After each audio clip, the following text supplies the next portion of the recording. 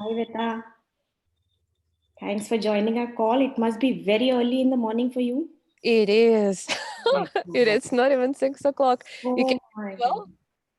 That's Good. that is, thanks for joining so early in the morning. You are looking so fresh. I can't believe that it's not even 6. Hi, Vita. Unbelievable. But I'm excited. Really looking forward to it. It must be very early in the morning for you. It is. It's not even 6 o'clock. You can well? Morning for you. It is. It's not even 6 o'clock. For joining so early in the morning. Yes. Good. Thanks for joining so early in the morning. You are looking so fresh.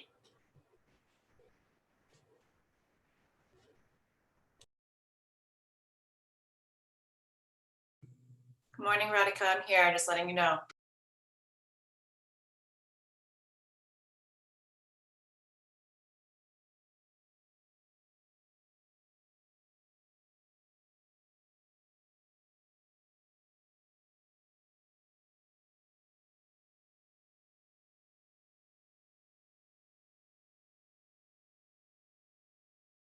Some feedback, so I'm still seeing what's happening, and maybe I can close my YouTube where it's being broadcasted.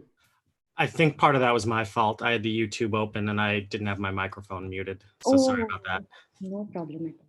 No problem at all. I'll just check if it's still on.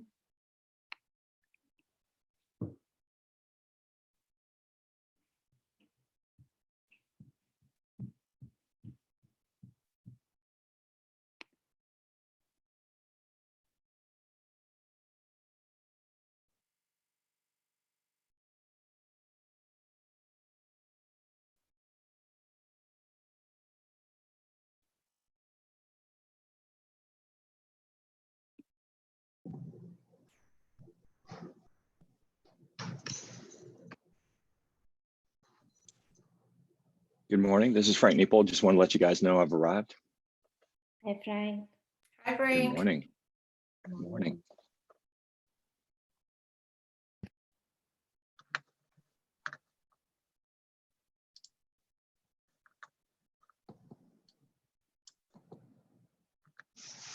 Hello.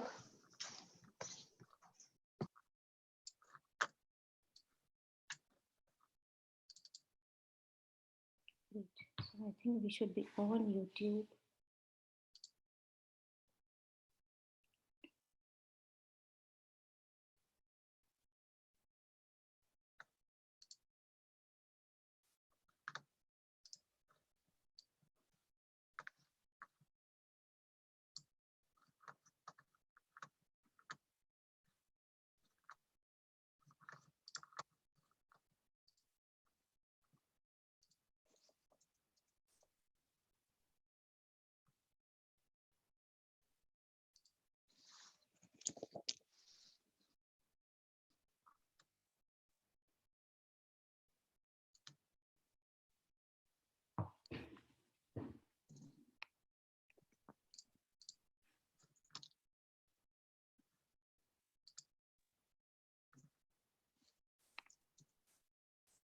I think it's best if we can all be on mute. There's some echo, at least that will be cleared.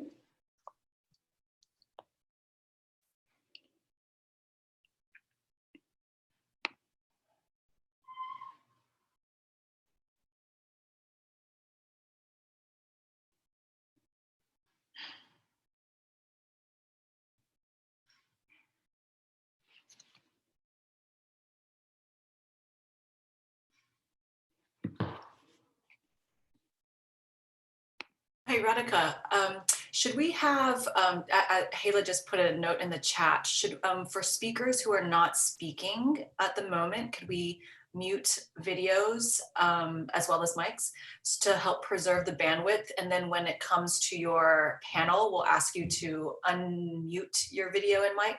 That makes sense. Yep. Okay. So I love seeing everybody's faces. Hello, but I'm going to mute my video until necessary. Thanks. And Christina, I made you the co-chair, so you can share your screen and things. So that's Okay, a thank you. suggestion. Can you please, all of you, can you please go off your videos? Great.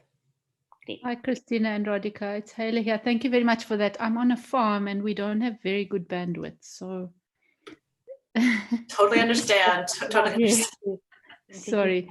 Yeah. No problem at all. No worries at all. And hi, everyone.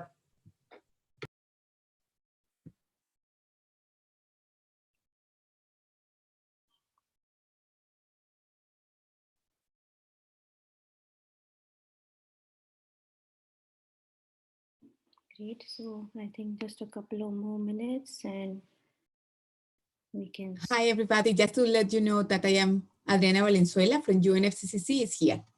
Hi, Adriana. Hi, Adriana. Good evening. Very happy to be here with you. Same here. Thank you for being here. I can see Mr. Sarabhai. Thank you for joining from India.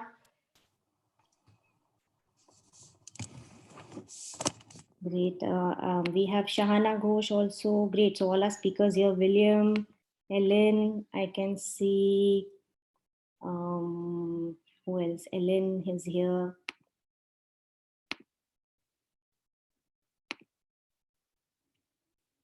Srinivas is here joining from India again. Great. I see Sherelle is here too. Hi, Sherelle. Hi, Tina. How are you? Great. Cheryl, your voice is a little mild. So I don't know if you can put the speaker up.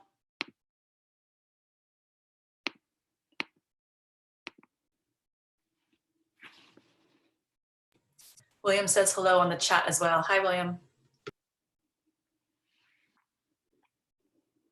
I think Bob has just joined too. Hi, Bob. Hi, Great. good morning. Morning. Morning, good evening.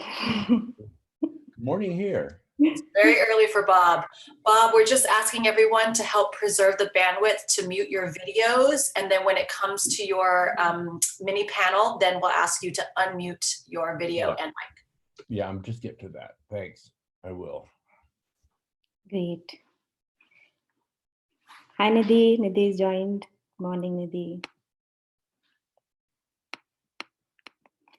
So only for the first panelist will be on. The video will be on, please, because it will reduce the bandwidth. And we are doing live on Facebook and we are doing live on YouTube.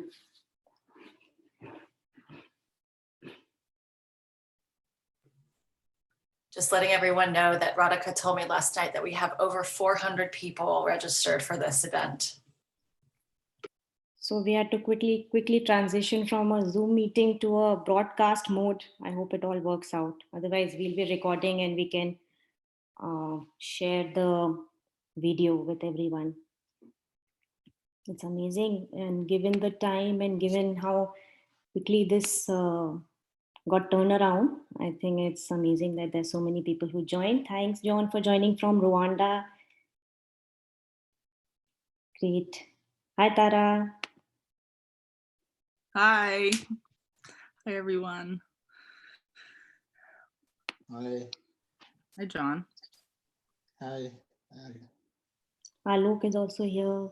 Great, Alok.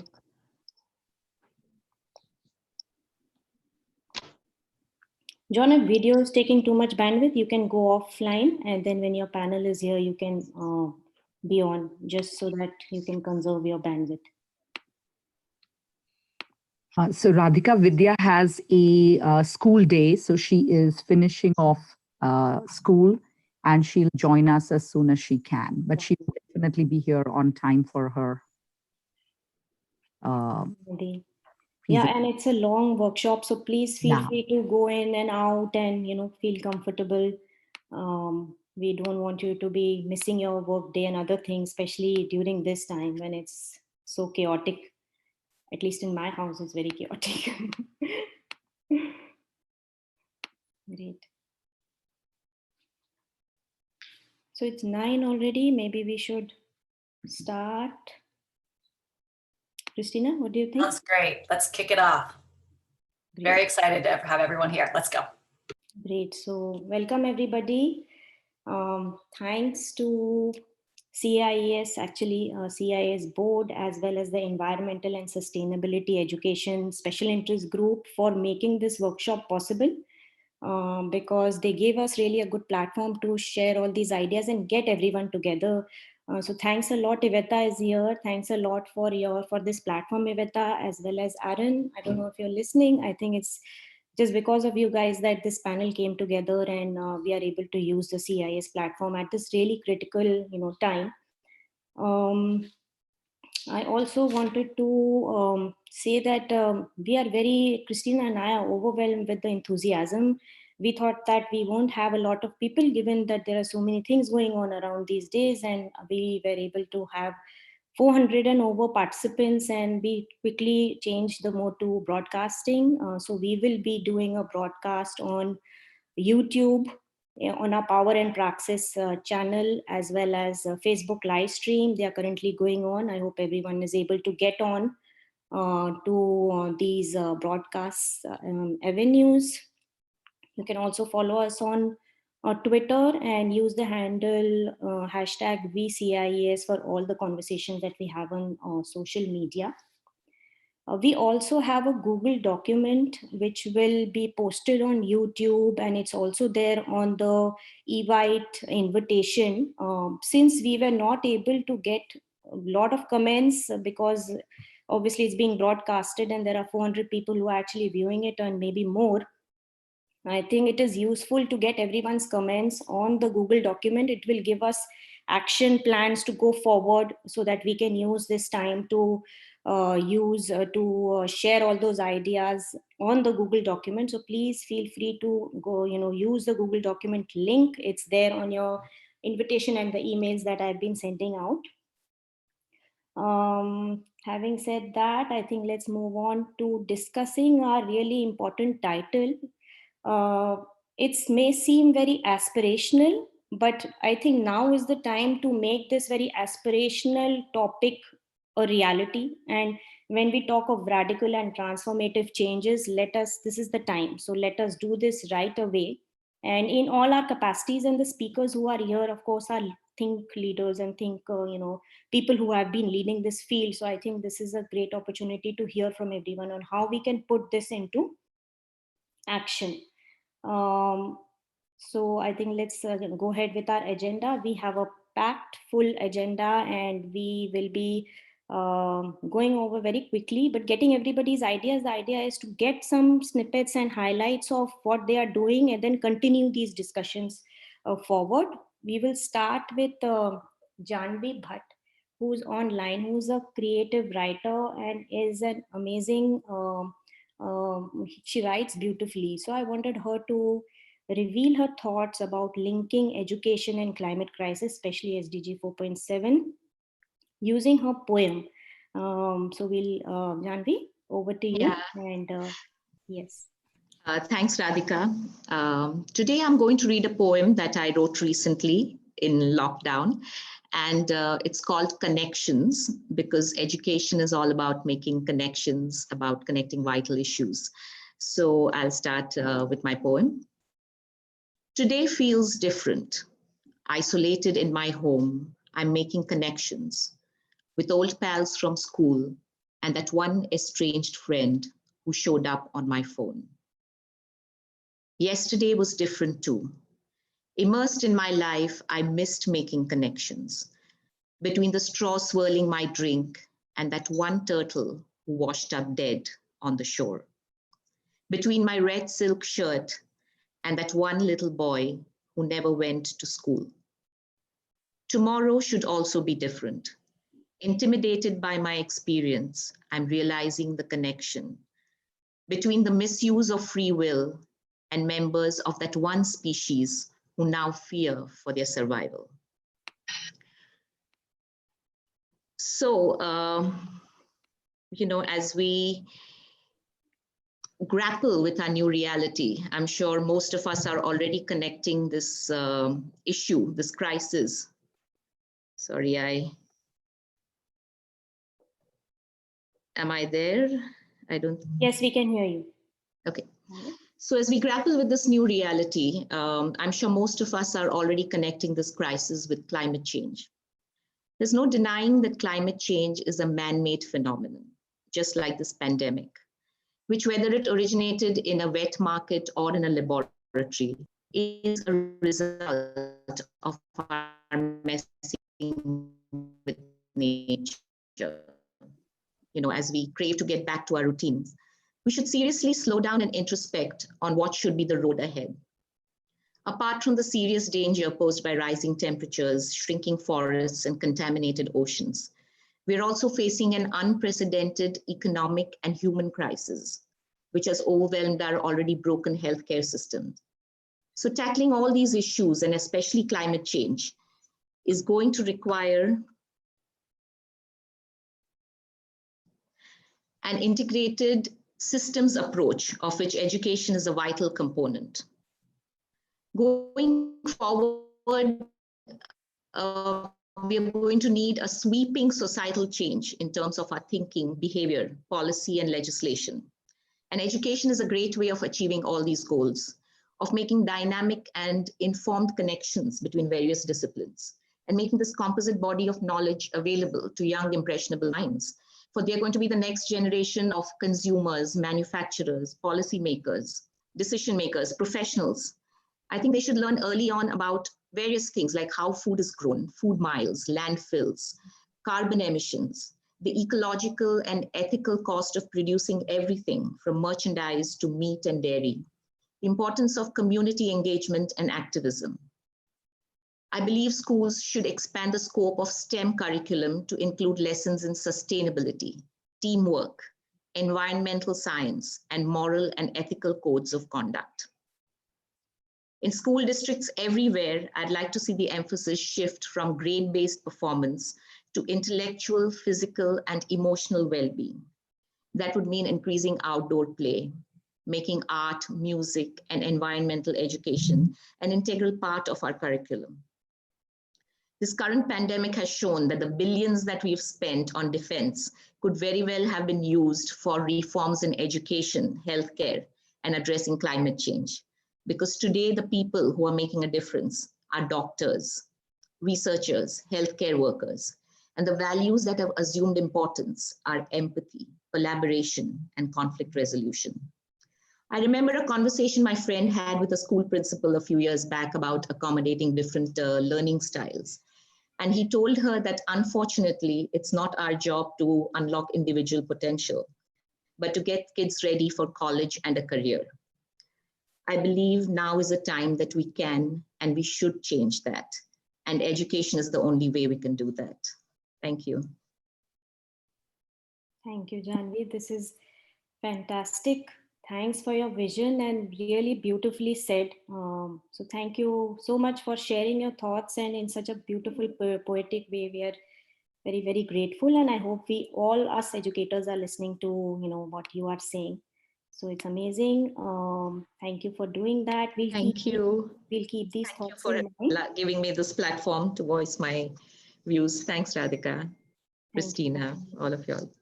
Thank you. From there, we'll move on to Professor Sachs. I don't see him online yet.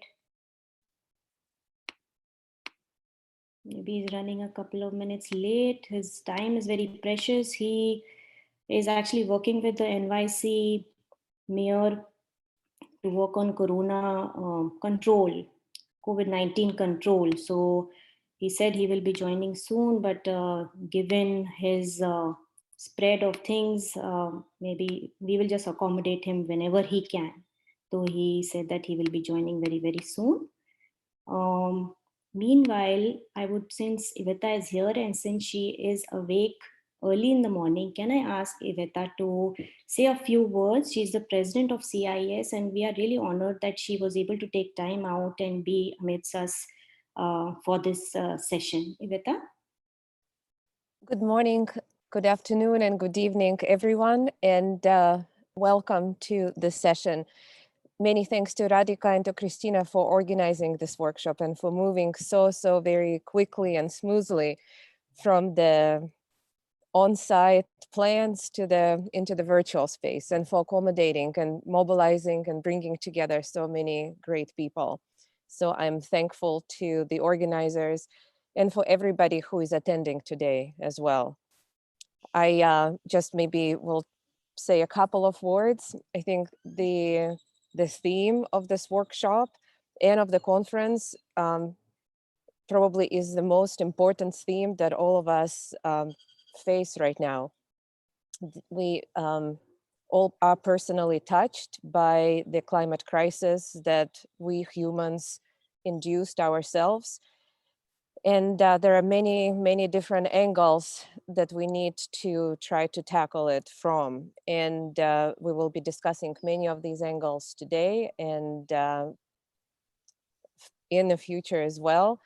But I wanted to say only maybe one thing that really stands out to me. As many technological solutions or policy or practice solutions that we can come up with, they all are very, very necessary.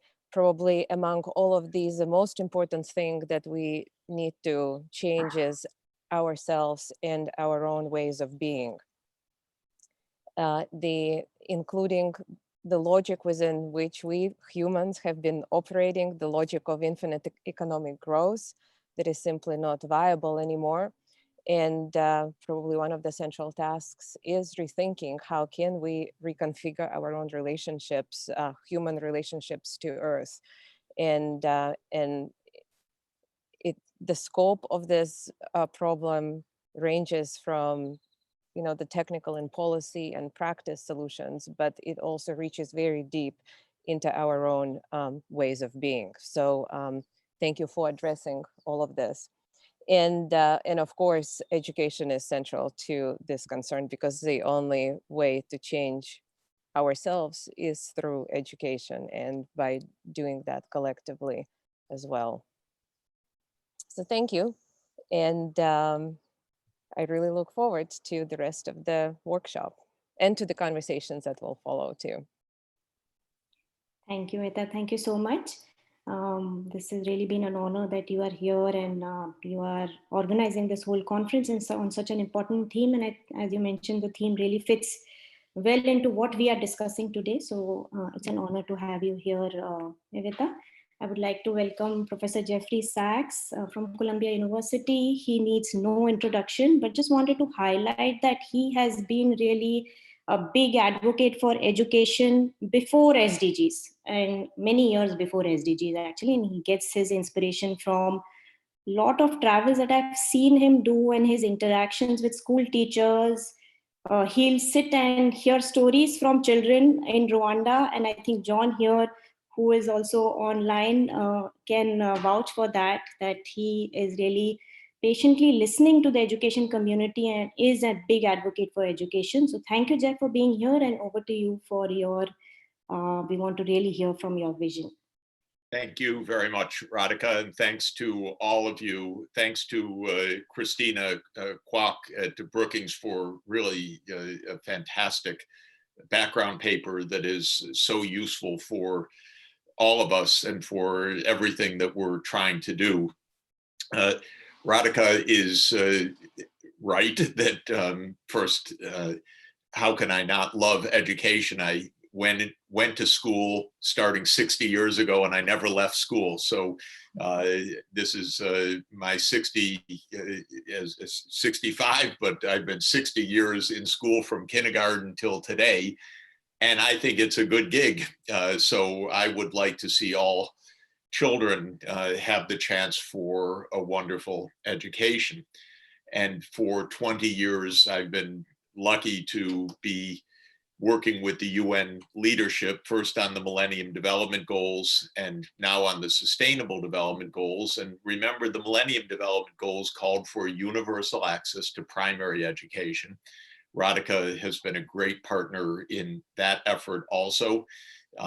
And now we have a universal quality education as our mandate from pre-K through upper secondary at a minimum in the Sustainable Development Goals. The truth is we have not made the breakthrough during all of this period in public consciousness, and it's weird actually, of the utter moral and practical necessity of enabling every child to get an education. I don't understand it, frankly. It's so intuitive. And I would have thought that the armies of parents would have been demanding this and knocking down the doors of political resistance. But it hasn't been that way. And I always viewed a kind of horse race between public health and education. Obviously, we failed badly in both. And the COVID epidemic shows how unprepared our public health systems are. But we were able to scale up certain public health programs. They were inadequate, we see right now, compared to the challenge of a new emerging disease. But we got some attention to that, even more than in education. So the truth is, today we're 260 million kids were out of school before COVID started. Now 2 billion children are struggling, whether they're getting an education or not. We're not absolutely sure. One of the things I hope the education community working with UNESCO can do is to understand what's happening right now and what are the limits and possibilities of online education, best practices, what has happened this year with nearly all schools around the world closed down. What does this mean for the kids affected? What do we do? How do we respond to that? But even before COVID, we had a massive crisis, and we were working in that context to try to raise a sense of urgency on education with UNESCO, with the UN leadership, with the European Union, African Union, where so many kids were not in school. And Pope Francis was going to host in May a global meeting of leaders on a global compact for education that will still take place. Exactly when, we can't be sure, but it's now scheduled for October. The idea is to raise general attention to the need for financing and urgency for kids to be in school. Obviously, everything has become incredibly more complicated since February. And how are we going to handle education on a fundamental level in the age of COVID is just one question, obviously, for deliberation today. Now, in that context, there was also a lot of attention being raised about the curriculum and what are children learning, even when they are in school. My first urgent warnings were always, the kids aren't even in school, 260 million of them, or some number like that. But there was also evident urgency about what kids are learning when they are in school. And Radhika was always my guide in pointing out sometimes how desperate the situation is with kids going to school for years and not even achieving basic numeracy and literacy, and yet at the same time having innovative curricula that could make tremendous breakthroughs. There was also, and continues to be, the major challenges of local languages in many, many places in the world, which are not the language of instruction, but the language of home use. And we know as educators that this is a phenomenally important question, especially for young children. What is the language in the classroom? How are kids learning? Do they understand the teachers? We also understand absolute basics like kids going to school that need glasses, that aren't hearing properly and are not even being screened for the most basic hearing needs or eye correction needs. And this is also just a broken system in this regard. And these are our kids. So it's really hard to understand how we are so unsystematic in so many of these areas. But then there was the added issue, not only the question of learning basic literacy and numeracy, but learning about the real world around us.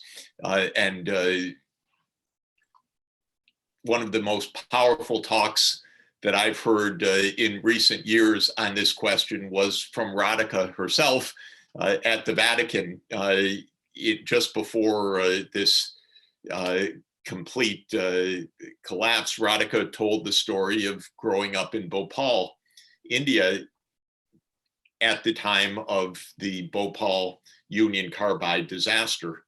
And Radhika was lucky, as she said, the winds were blowing the other way. And so her part of town escaped the deadly gas release.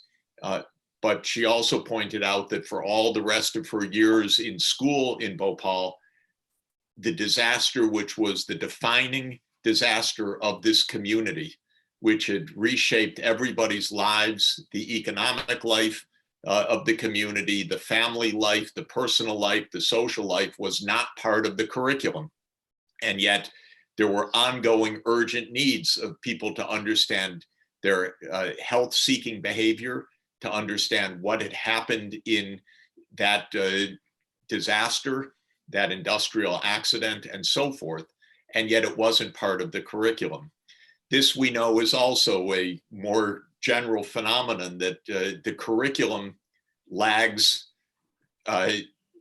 woefully behind reality in all parts of the world.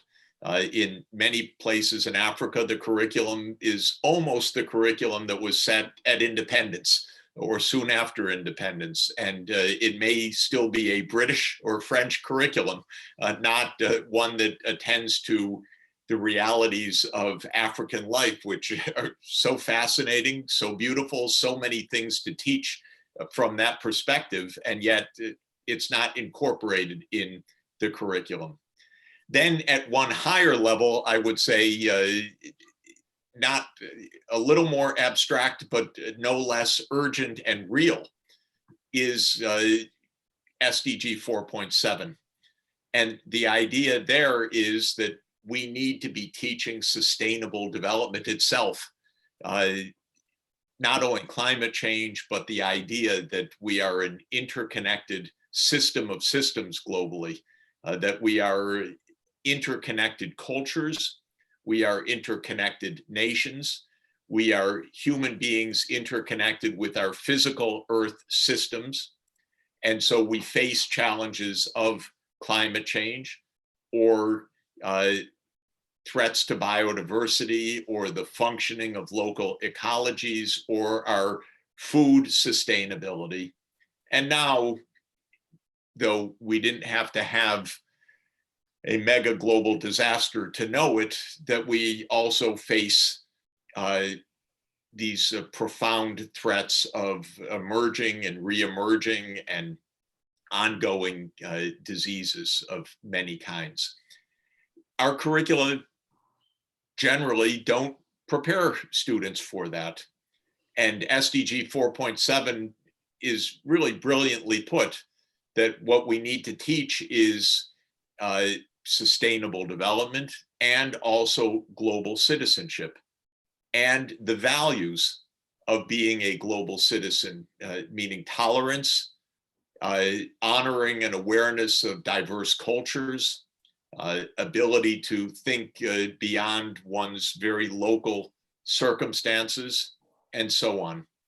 So I think that we face a set of profound challenges in education, most urgently kids that have never seen a classroom, and the millions who are displaced as refugees or in camps or in extreme poverty.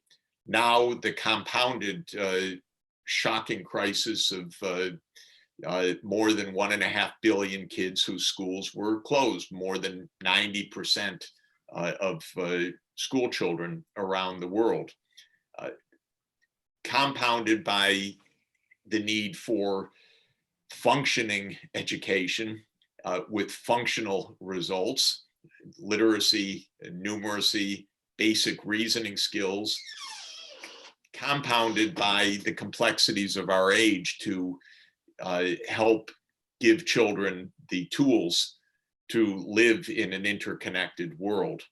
And there's no doubt, as Christina writes in her wonderful essay, that if we don't teach about climate change, for example, and I would add, if we don't teach about globalization, global history, diverse cultures, we're really going to be unable to function. There's no doubt that Donald Trump did not have a proper lesson in third grade on climate change, and it's affecting the whole world on this. And he obviously didn't learn a lot of other things about decency, civility, tolerance, multicultural realities, a globally interconnected world.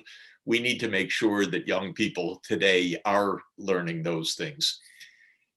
4.7, which calls for all of this, is therefore embedded in the larger challenge of SDG 4. And the larger challenge is to mobilize a national and global awareness that education is the most important of all of the sustainable development goals. It is. And I'm not just saying that because I'm speaking to leading educators. I'm saying it because it's absolutely true. Without education, there is no chance to achieve anything of the sustainable development goals. There's not even a chance for global peace if we don't have education as our most central priority. So we need to put SDG 4 on a pedestal. We need to highlight that it is the challenge of our time, even in the COVID age. We need to make sure that we have the financing for education, which woefully we do not.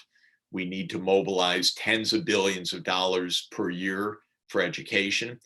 But the shame of our countries is, yes, they've just mobilized trillions and trillions of dollars in a few weeks for COVID. I don't bemoan that. I just point out that it was clear that they could have mobilized tens of billions of dollars, a tiny fraction of that, for putting children in school. It's just that our dunderhead political leaders, like our psychopathic president in the United States, doesn't understand the importance of children for the future, doesn't care.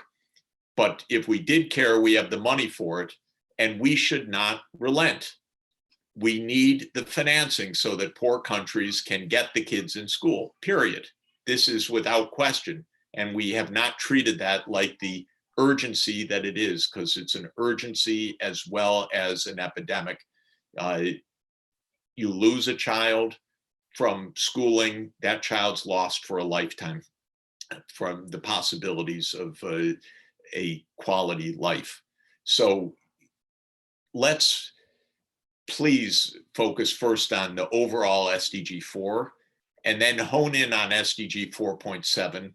Let me emphasize a couple of important positive points, and then I'm going to ask you to create a roadmap for us, for those in the UN leadership and for Pope Francis and for UNESCO. It's very timely, your discussion, and it's urgently needed.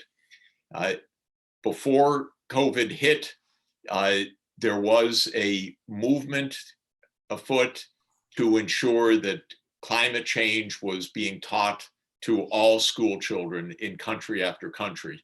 One of the exciting developments at the most recent climate conference last year, which was in Madrid, when it was after it was moved from Chile, was the number of countries that were declaring that they were going to put climate change as a mandatory part of the school curriculum.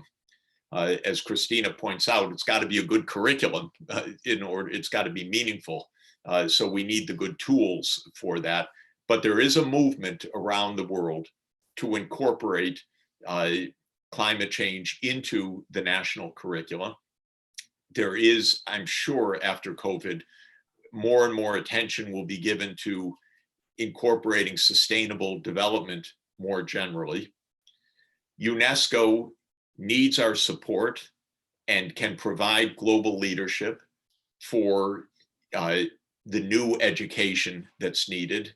I regard UNESCO as one of the world's great institutions, and it's got wonderful leadership in education and in general, and we should be helping to give UNESCO the front and center stage to tell the world the importance of all of this, and also helping UNESCO to develop all of the tools and the curricula that are needed. There is in formation a leadership group for SDG 4.7, and it is in support of UNESCO, in support of the Pope, with the leadership of Ban Ki-moon, who as Secretary General championed global citizenship as the world's leading proponent of it. And this leadership group is taking shape, and what you are describing and discussing today can be a huge part of the platform for the global advocacy and design of curricula all over the world. In short, and I'll just come to an end, I think we have a chance for a breakthrough right now. We see that we can't go on business as usual. A crisis can lead to a more productive outcome. They don't necessarily, they sometimes just lead to worse crises. In order to make a crisis turn into a positive outcome, we need leadership. We need to get in front of the disaster to say, here's what we can learn from it to build better. You're doing that today, and please come up with a real roadmap of action. This is what is most importantly needed, is specific steps and specific modalities, the committee work, the curriculum design work, the formal recommendations, the ways that new systems can be introduced, the ways that new approaches can be monitored and evaluated, all of the systematic work that will be needed to achieve SDG 4 and SDG 4.7. But the time is absolutely right. Thank you, Radhika, for leading this effort today, and please count on me to help in any way. Thank you, Jeff. I think that was really, it just laid out right in front of us what we need to do, and this is what we needed. So thank you for putting us on task. And this is just to let you know that this is our first session. It has 400 people registered, I don't know, numerous watching on YouTube and Facebook Live, and there is so much of interest that I think we really need to build this momentum and going forward. And with Iveta as our lead, or as she's the CIS president, I'm sure we will be able to do what you are defining, making a roadmap rather than keeping it very aspirational and keeping it very thematic based. What are the different modalities? And I think this will help us to move ahead. We are planning a session in September and going forward, and we will make it very task oriented, and we'll work on a roadmap. Thank you so much. Thank you so much. Thanks to everybody participating, and I'm very, very eager to see the outcomes of your fruitful deliberation. So thanks a lot to everybody. For your time. Thanks, Jeff. Great. So moving on to our first part, Christina, do you want to take over? Great, thank you so much. I'm going to just share my screen, so if you can just give me 1 second to swap over. Great. All right, so I think you can see this now. Let me just slideshow, play from current slide. All righty. Okay, thank you. Well, incredibly difficult to come right after Jeff Sachs's very inspiring remarks.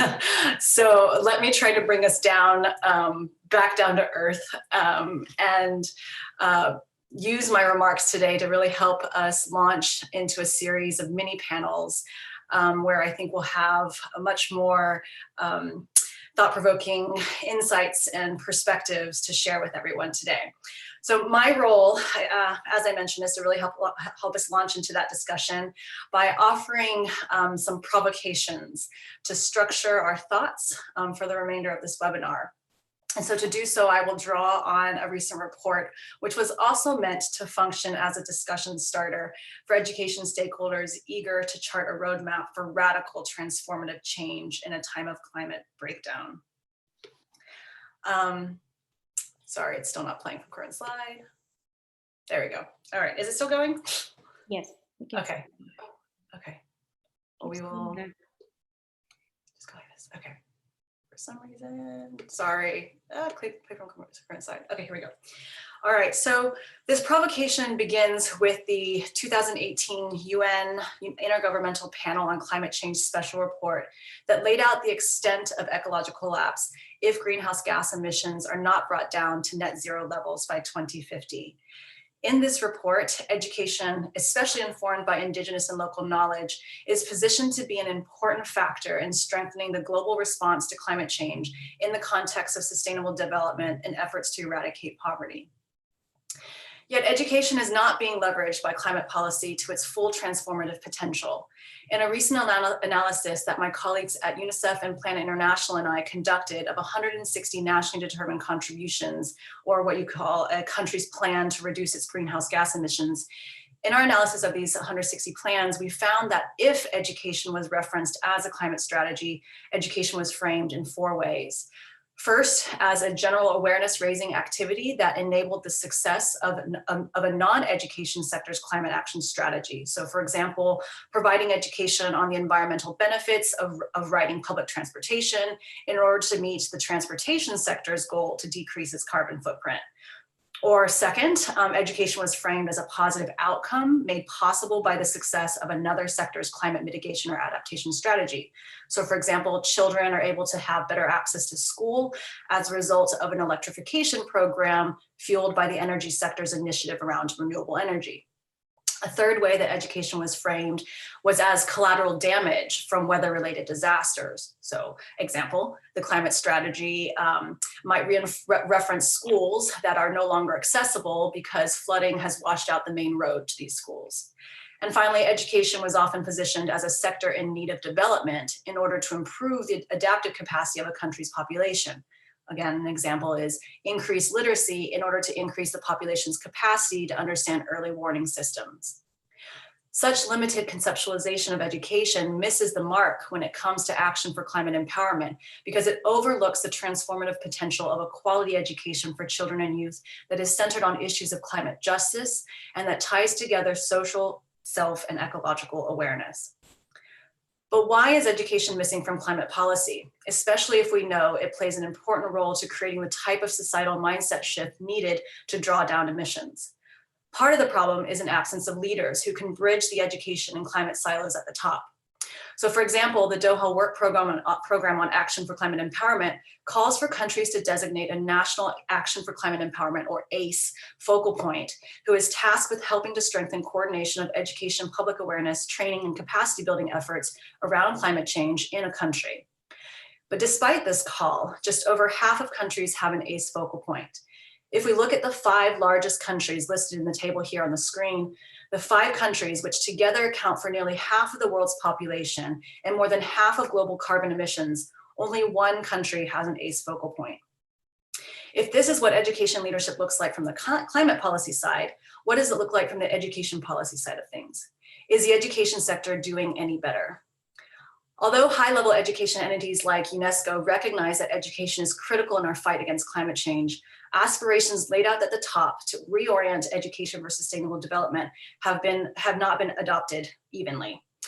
An analysis of 78 national curricular frameworks indicate that while nearly 3/4 of countries may reference sustainable development, just over 1/3 actually mention climate change.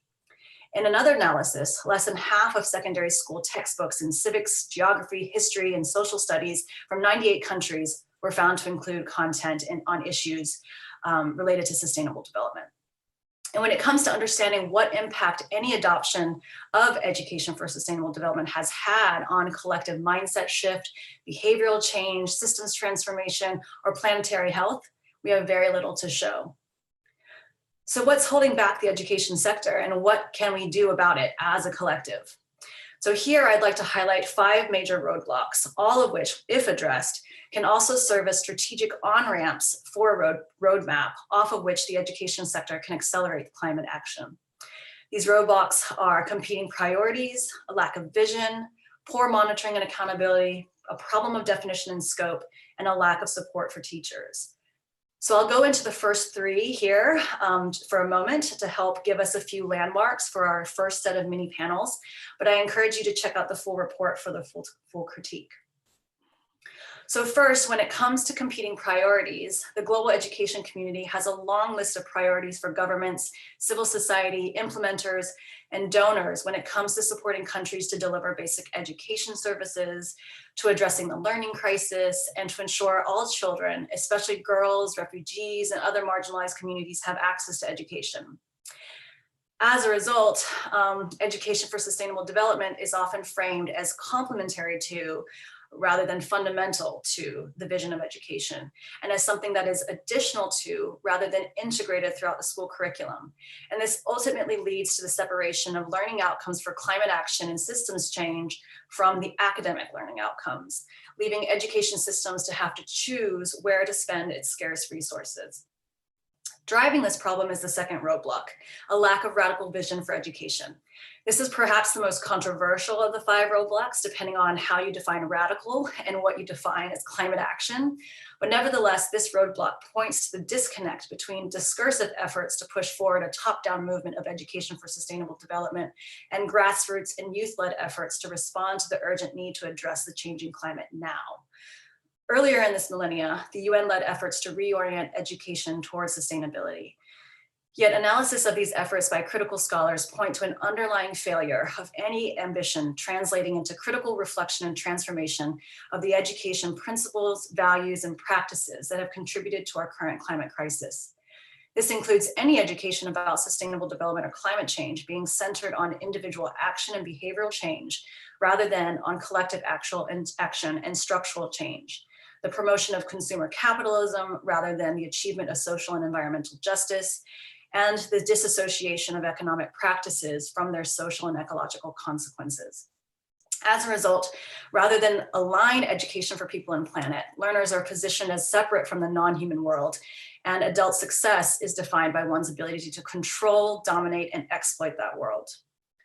So for example, global education discussions about the learning crisis are framed in terms of children's inability to read or do basic math, which affects their ability to become productive adults. The aim of this education system is to prepare children to join the labor market in order to nourish the global marketplace under the guise of sustainable development. Meanwhile, while that global marketplace is driven by corporate needs and vested interests. This is in contrast to framing the learning crisis as children's inability to engage in, for example, planetary thinking or systems thinking, which affects their ability to be stewards of the environment and of the non-human world. Where learning is concerned, global education discussions have been dominated by skills, workforce, and economic returns. Where the education sector has been making inroads, however, is in efforts focused on greening schools. For example, addressing the energy efficiency of school buildings, or in building disaster risk reduction and preparedness within school systems. But one can argue that such efforts are not enough to bring about the radical change in the relationship between humans, human systems, and the more than human world that is needed to draw down greenhouse gas emissions and achieve social and environmental justice. When it comes to monitoring progress towards climate action, monitoring mechanisms do not provide bold enough benchmarks by which to hold governments and the global education community accountable to the health of the planet. So for starters, SDG 4 does not mention climate change at all. Instead, all climate relevant concepts are subsumed under the broader category of Target 4.7, which Jeff mentioned earlier, which is focused on sustainable development, global citizenship, gender equality, and human rights. Moreover, measurement indicators are focused on science knowledge and on prevalence rather than substance. This prevents us from knowing whether efforts at adopting education for sustainable development are leading to the measurable impacts on the planet. The one place where the SDG does mention climate change and education together is under Goal 12, focus on sustainable development or sustainable consumption and production, I should say. SDG 13 on climate change also contains a target focused on ACE concepts, action for climate empowerment concepts of education, awareness raising, and capacity building. But these are focused on disaster risk reduction and frame education as a means to successfully implement another sector's mitigation or adaptation strategy, as discussed before. In addition to the low bar set by the SDG framework, the fact that data have not been collected for these indicators thus far means we have little diagnostic information to guide the education sector over the next critical decade. So here, I want to pause my presentation of the roadblocks and lead us into the first of our mini panels for part 1 of our webinar, which will feature the perspectives of academics, policy level stakeholders, practitioners, and donors, and will provide us with some further insights into the roadblocks raised thus far. So I'd like to ask Bob, Hala, Jeffrey, and Needy to turn on your videos and your mics, and we will jump right into mini panel number 1 to discuss entry points to systems transformation needed for radical education by education systems. I'm also going to stop sharing my screen so you can see our lovely speakers. Let's see, can we see you? Yes, okay. All right, so let me start by briefly introducing our first panelist. We have Bob Dickling, who is the Professor Emeritus at Lakehead University. We have Hala Lotziziska, a professor from Rhodes University.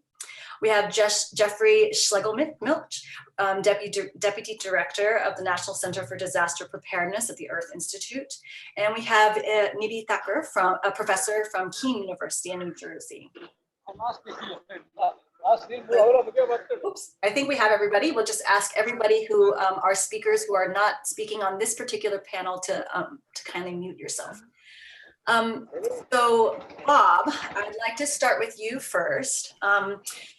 Your work on wild pedagogies attempts to rewild education on the premise that our present education system cannot guide us to alternative ways of being in and in relation to the world, because the dominant organizing logics reproduce a vision of being that is in conflict with the environment.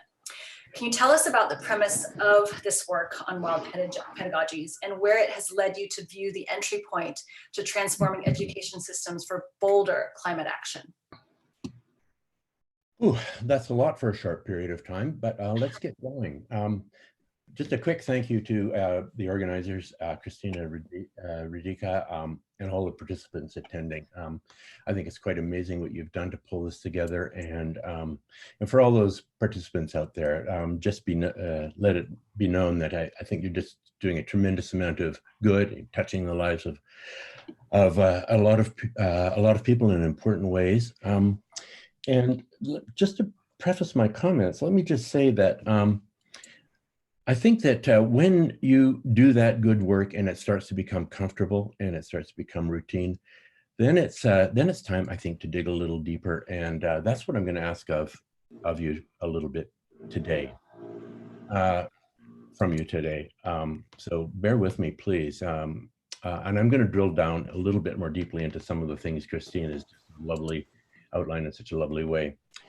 I guess the preamble to this work in wild pedagogies is that after 40 years nearly based in environmental education broadly construed, what I see is that education is struggling to disrupt the status quo in any meaningful or sustained way. So while we're doing individually good work, I think collectively we're not getting there. We see this with inability to have effective responses to climate change, species extinction, and even now in the COVID crisis, some of the responses are disappointing and a bit little on the bizarre side.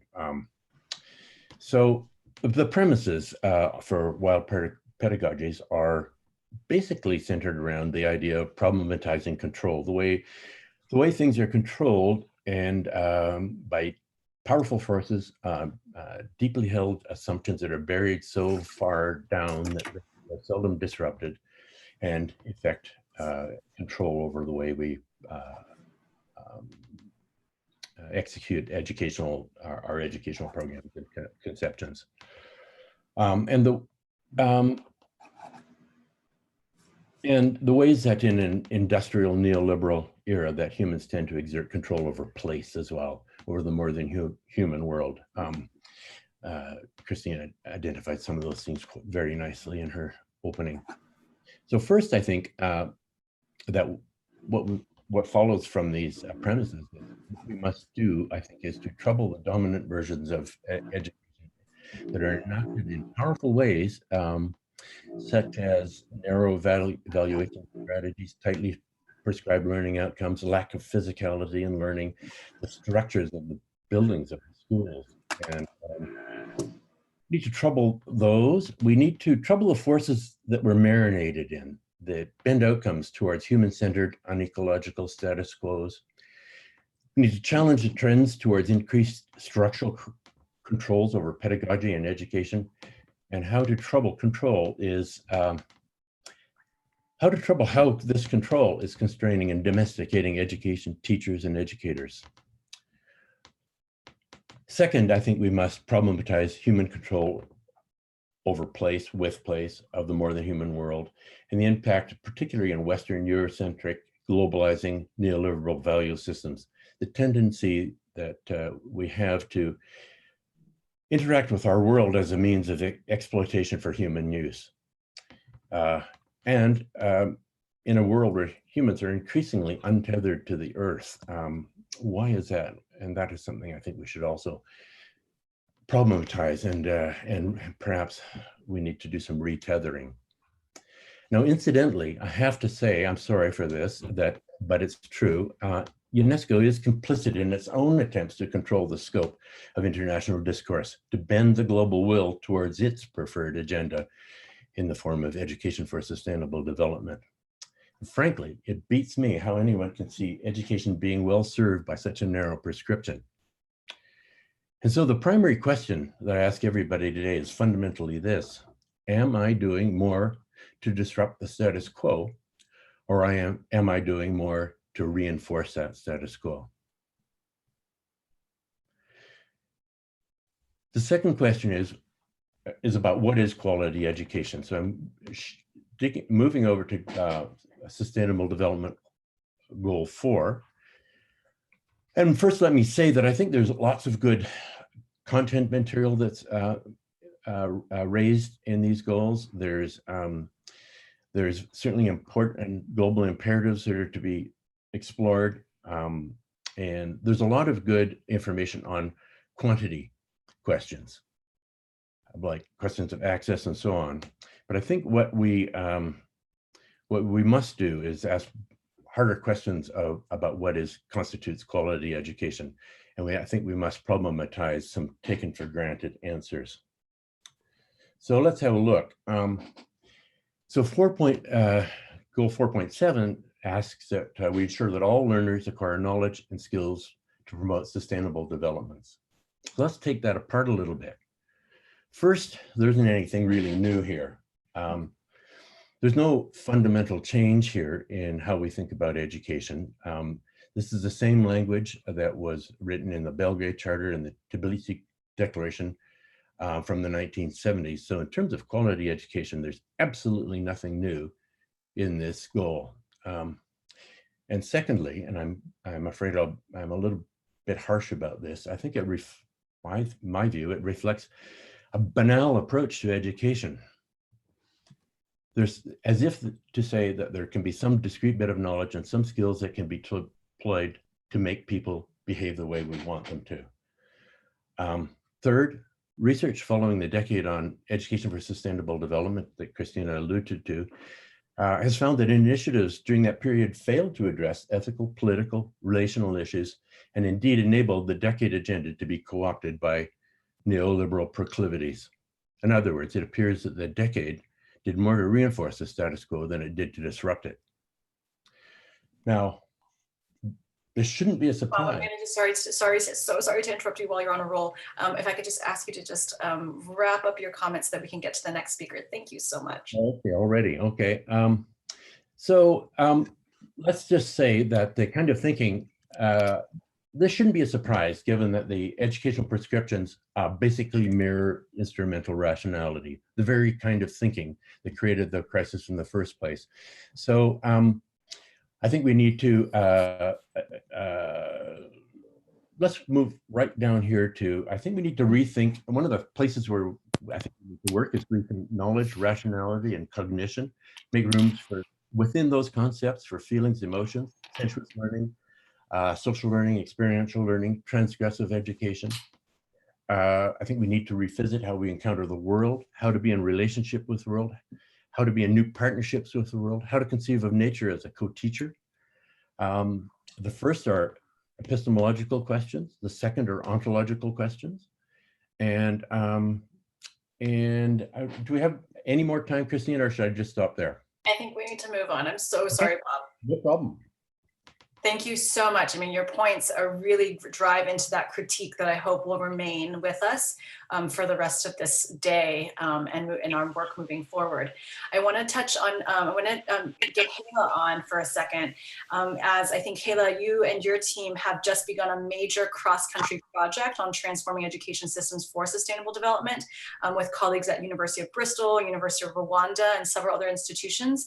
I was wondering if you could tell us briefly about this project and maybe even how you are redefining sustainable development in light of some of Bob's comments, and what you see as the entry points to radically reorienting the education systems towards addressing climate change. Are these entry points, the same across the countries that you're working with, and do they begin with the same kind of stakeholders? Yeah. Thank you so much, and good afternoon, everybody, or good morning on that side, and good evening on the other side.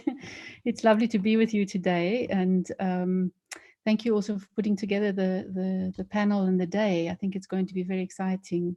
So I'll just talk very briefly. I really loved your second point, Christina, about the lack of radical vision in education and the overemphasis on individualized learning and concepts associated with individualized learning. So I'll talk a bit to that, but I'll quickly introduce the project that you've just mentioned, which is a project, it's a GCRF funded project across a number of countries. And our interest in this project is to really try to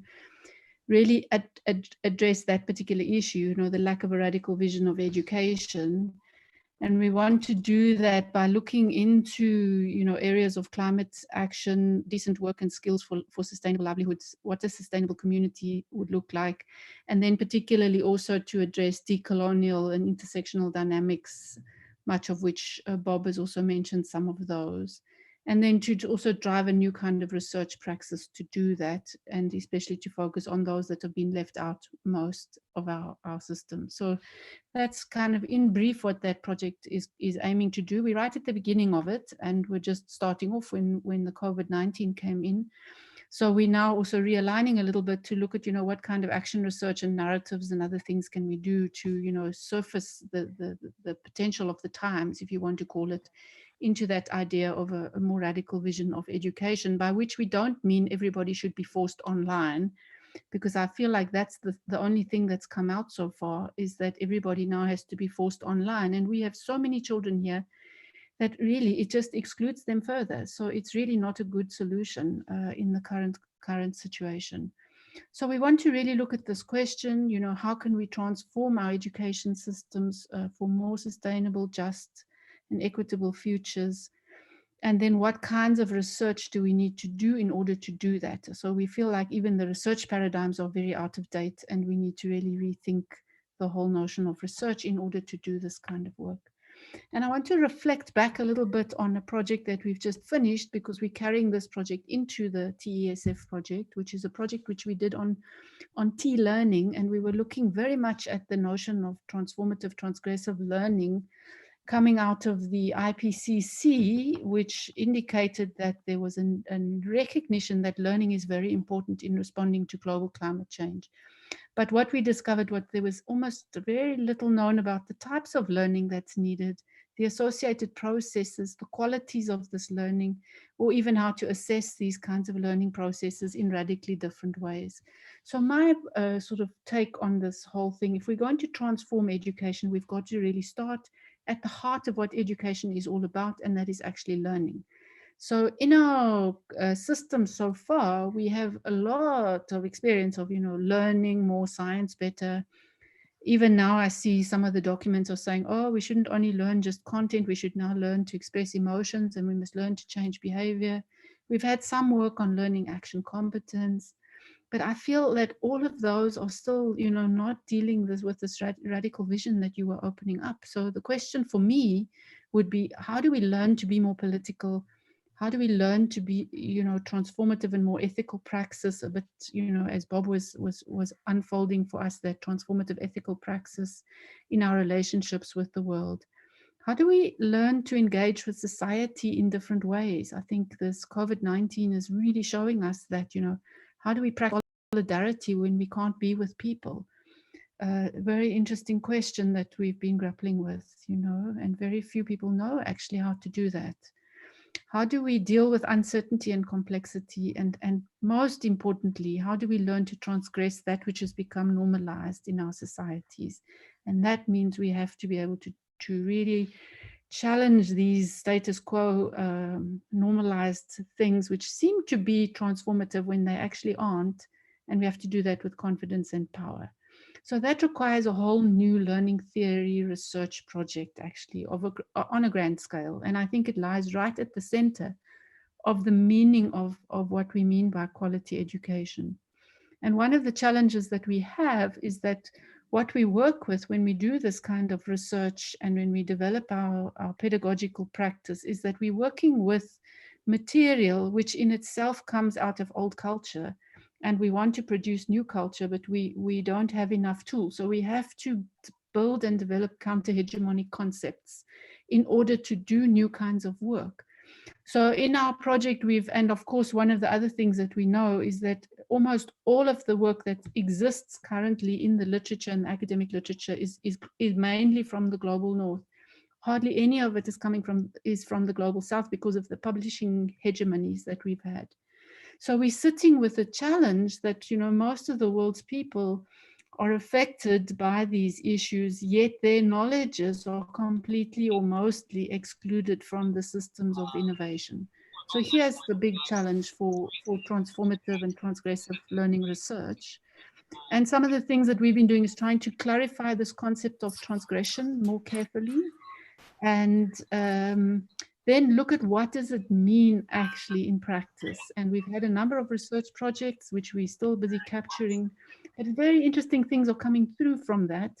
For example, one needs to make time and space for, listening to people's concerns, the absences, that things that are not there that could be there or that should be there as a foundation for curriculum activities, that we should care enough to put the worst toxins and the most affected first in all of our thinking and practice, because if we don't do that, we won't actually be able to get close to anything radical at all. We have to embrace plurality as a principle for cognitive and hermeneutic justice. Hermeneutic justice is a form of justice which allows one to be listened to. And if we think that the majority of the world's people have not been listened to in terms of their knowledge systems and their ways of thinking in defining what education is or could or should be, we have a massive challenge of both cognitive and hermeneutic justice in our education systems.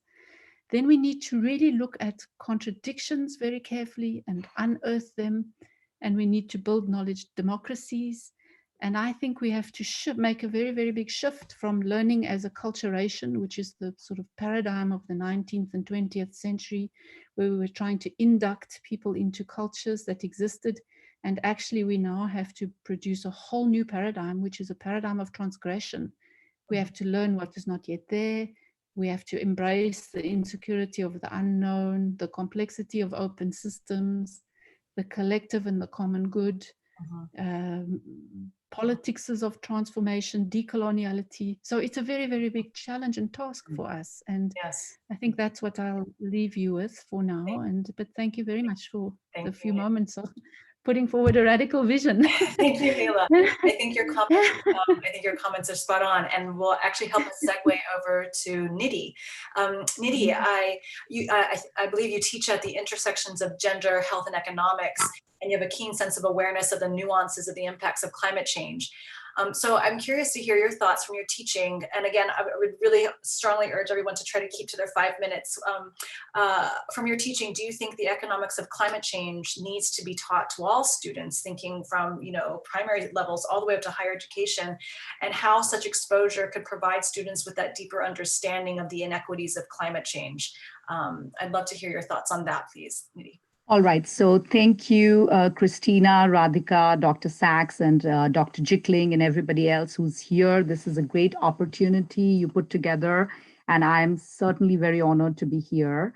Number two, I do have a PowerPoint set of things going on. Do you want me to do it via that or just speak it out, given that the time is short? How do you want it done?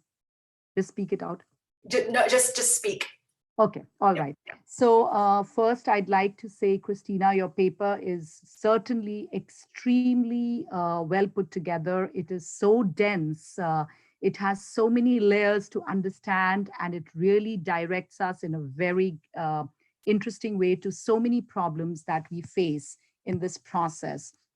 In terms of, let me start by what I have written here, in terms of why the education sector is important. As you have pointed out, there is this power of 10. I believe as an economist, it gives us a better return on investment if you think about it, because of the, taking an example from the COVID situation, I think education itself has an exponential rate of growth in terms of messaging, in terms of activism. You touch a child with a message and hopefully it goes back to the family and to the community and to the village and so on.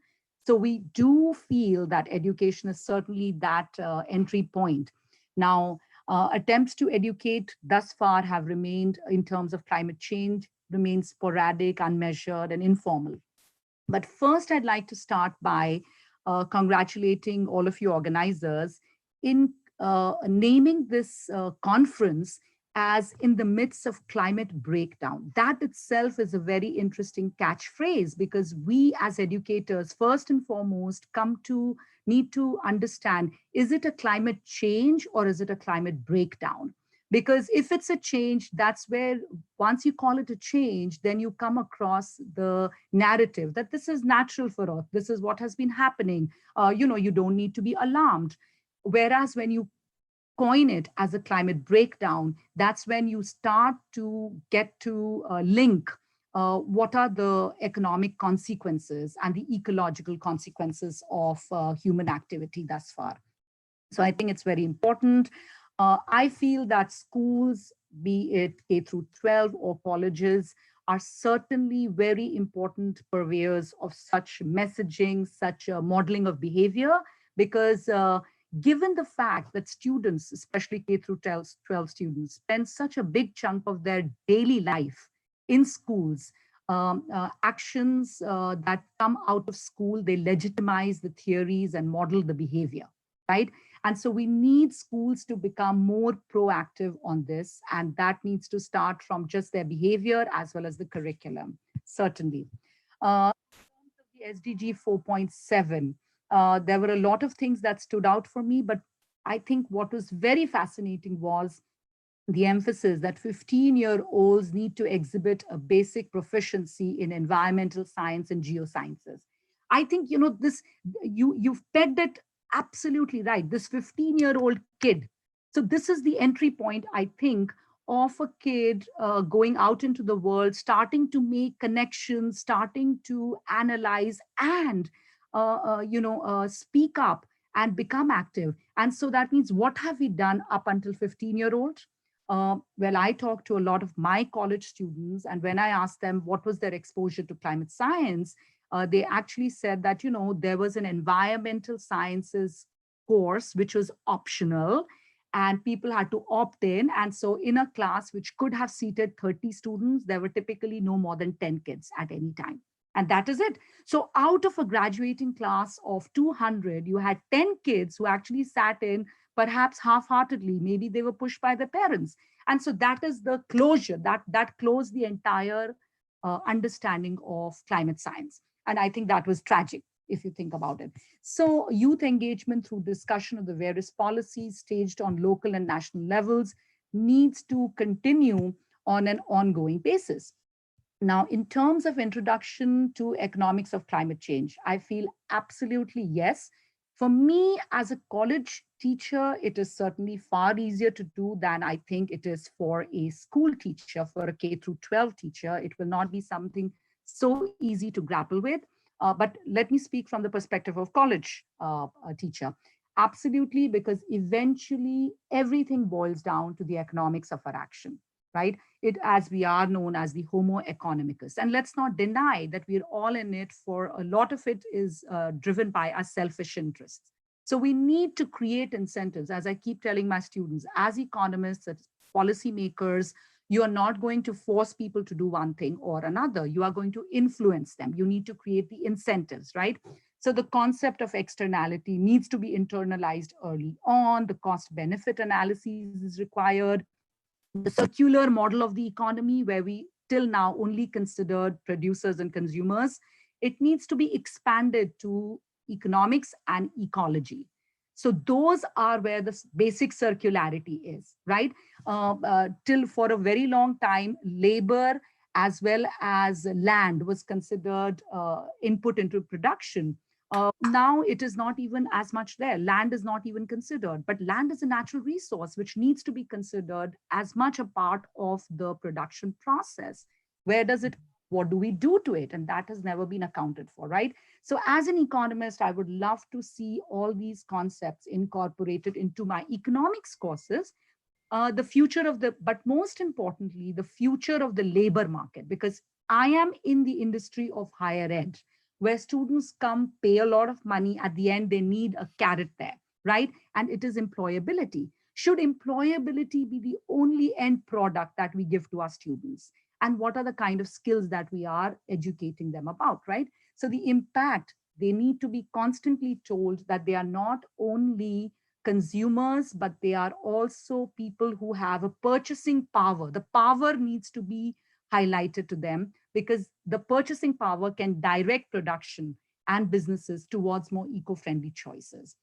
Thank you. All right, is that it? Thank you so much for your thoughts. I think what's particularly interesting is thinking about Bob's, Gila's, and Nidhi, your comments as really representing these paradigms or the approaches to this question from different paradigmatic entry points, and how we might think about combining or synthesizing or kind of reforging a new vision based on these sorts of perspectives. I'd like to move to Jeffrey, and when we do move to the next panel, I have an idea, but let's move to Jeffrey for now to bring us to another paradigmatic sort of entry point.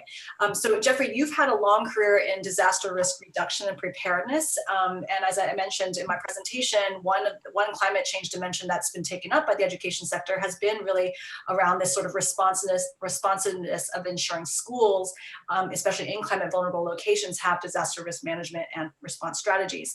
So tell us a little bit about this work, and do you see DRR sort of as the potential entry point for a broader systems level change that goes beyond attention to the hardware, protecting hardware of schools like infrastructure, buildings, bodies, to transforming the software of schools, the teachers, the curriculum, leadership, and skills? So I'd like to hear from you, Jeffrey. And again, I will try to keep you on 5 minutes, but I know that's really difficult. So if you could just give us some of your thoughts, Jeffrey. Thank you. Sure, absolutely. Thank you so much for the opportunity to be here. Really appreciate all the work that everyone's doing, and everyone for taking the time to join in with everything else going on. So a lot of our work is really been based on, integrating research, policy, and practice. In some cases, we're conducting primary research, but in all cases, we're looking to make sure that the best available research is working its way into contemporary disaster issues as it relates to disaster policy and practice. And there's a range of different ways we do that. In the interest of time, you can check out our website for more information. So in terms of this education, a lot of the work we've been doing around children and disasters look across multiple different sectors, right? Because the ecosystem in which children thrive or fall behind is really much greater than any single sector. And we've seen this in disasters, that the trajectory of a community's recovery after a disaster is imprinted on children. They're the bellwethers of disaster because they're connected to so many different aspects. If their parents are out out of work, if they're living in a home that still has mold and has been damaged from a storm, if the schools aren't fully functional. And of course, we're experiencing certain degrees of those stressors now. Certain households, certain communities are doing a better job than that than others. And I predict that, as we see in most disasters, a lot of those lines are going to be drawn based on resources available, which are ultimately predictable, unfortunately, in the US by racial and ethnic backgrounds that correlate very strongly with a lot of socioeconomic status, although not exclusively. So along those lines, and a lot of the programs that become available also tend to favor people who can manage the complex paperwork that comes with processing those claims and becoming eligible. And so there's actually been research showing that even assistance programs themselves tend to create greater inequalities. But what this all means for sustainable development and education, I think, is that we work in a much broader ecosystem. There is no silver bullet. There is no one button or one lever you can pull on. And so education and the educational structures are really about community and civil society structures and their interplay with each other. A lot of the work that we've been doing is really looking at how these various sectors can be brought together and facilitate that approach. There are frameworks for bringing folks together to talk about and make decisions, but ultimately there is no formula for what decision you should make at any particular moment in time. And I think that that's one of the most critical things. So when we talk about education, there's the content of the education itself, where we need students at all levels to have a better aptitude with science, but also a better aptitude for dealing with uncertainty and managing uncertainty, for understanding politics, for understanding economics and business incentives. We do a great job of sort of working within our academic bubbles to tell each other and use the words that we kind of invented to describe our work to great applause at the conferences and things like that. When the change we really need are the people who aren't in the room, right? When it's the private sector making changes. And so I would say on the disaster risk reduction side, we really have not done enough to inform the transactional nature of a lot of the business environment and economic environment that drives so much change. And it all ultimately, I think, comes down to education and the ability to, instead of try to function within a deterministic environment, to really work within the much more chaotic and multi-variable influences that occur within society, and to prepare people to not only have the scientific understanding, but also an understanding of the politics of the business side of things that are huge, huge predictors and drivers of the world we live in, whether or not those decisions are based in science. And the only other thing I would mention is that everyone does a really, really good job about talking about empathy and talking about how we need to engage the other side. But usually in action, what that translates into is a roundabout way of me saying, you need to come to me, not the other way around. I'll give one quick example. When I was an intern, there was a major, one of the first national special security events after 9/11 here in the United States. And the biggest complaint everyone had was there were way too many command centers. There were something like more than 50. For the purposes of my story, let's say it's 50 command centers kind of throughout the area that was responsible for this. Every exercise, same conclusion. There are way too many. We can't staff all of them. The day of the event, there were the exact same number of command centers. Everybody agreed that there were too many. Nobody agreed that theirs wasn't necessary. And so I would also ask everyone to also look at what it is that you're promoting, what it is that you're layering into this, where is it that you can budge in tandem with other elements of the society, because this is ultimately, I like to use the example, disaster risk reduction, education, children in disasters. This is a Rubik's Cube. You can't move one thing at a time. You have to move the entire side. And if you move one side, it has impacts on all the others that you have to be prepared for and understand those indirect consequences. So I said a lot of words. Hopefully some of them are useful. I appreciate the time here. If there's time or additional questions, absolutely I'm available. But otherwise, just thank you for everything that all of you are doing. Thank you so much, Jeffrey. And I encourage our folks watching on live stream, for the YouTube live stream and the Facebook live stream, to use our Google Doc as a way to provide questions and comments. We certainly want to integrate all of that into what comes out of this workshop. Thank you so much, Jeffrey. And I think, your point on needing to move everything in tandem together does require us to really critically think perhaps there is a move back that we might need to take in order to provide space for those other actors to fill it, right? So thank you so much for that. Okay, so now I'm going to ask our first panel. Thank you so much for your comments, and to mute your microphones, mute your videos, and for our second mini panel to turn your mics on and your videos on. We are now going to, I'm going to just share my screen real fast so you can see who is on our panel. We are going to now move into the topic of reorienting, monitoring, and accountability mechanisms and incentive structures for our current education systems. And so here in our panel, we'll have Jessica Cook, who's a resilience and climate change specialist at Plan International. We have Priya Darshani Joshi, who's a senior analyst of the GEM report at UNESCO. Frank Neopold, the climate education senior program manager and coordinator at NOAA in the climate program office, as well as the Clean Leadership Board co-chair at the Climate Literacy and Energy Awareness Network. And also Adriana Valenzuela, the focal point for education and youth at the UNFCCC Secretariat. So if you all could kindly unmute your mics, unmute your videos. I'm going to start with Priya, and my idea for this panel is that I'm going to have my timer on 5 minutes, and you will be able to hear this go off and know that your time is up. I know it's kind of hard to keep to time when it's hard to gauge your audience. So Priya, at the Global Education Monitoring Report, you all have been closely monitoring country implementation and progress of SDG 4 on quality education. I'd love to hear what your assessment is of how countries view the role of education in sustainable development, how concepts of sustainable development and climate change are integrated in education, and in your opinion, what we need to do to better hold government and international actors accountable. Priya, over to you, and I'm going to turn the timer on. Thank you, Radhika and Christina. I hope you can all hear me.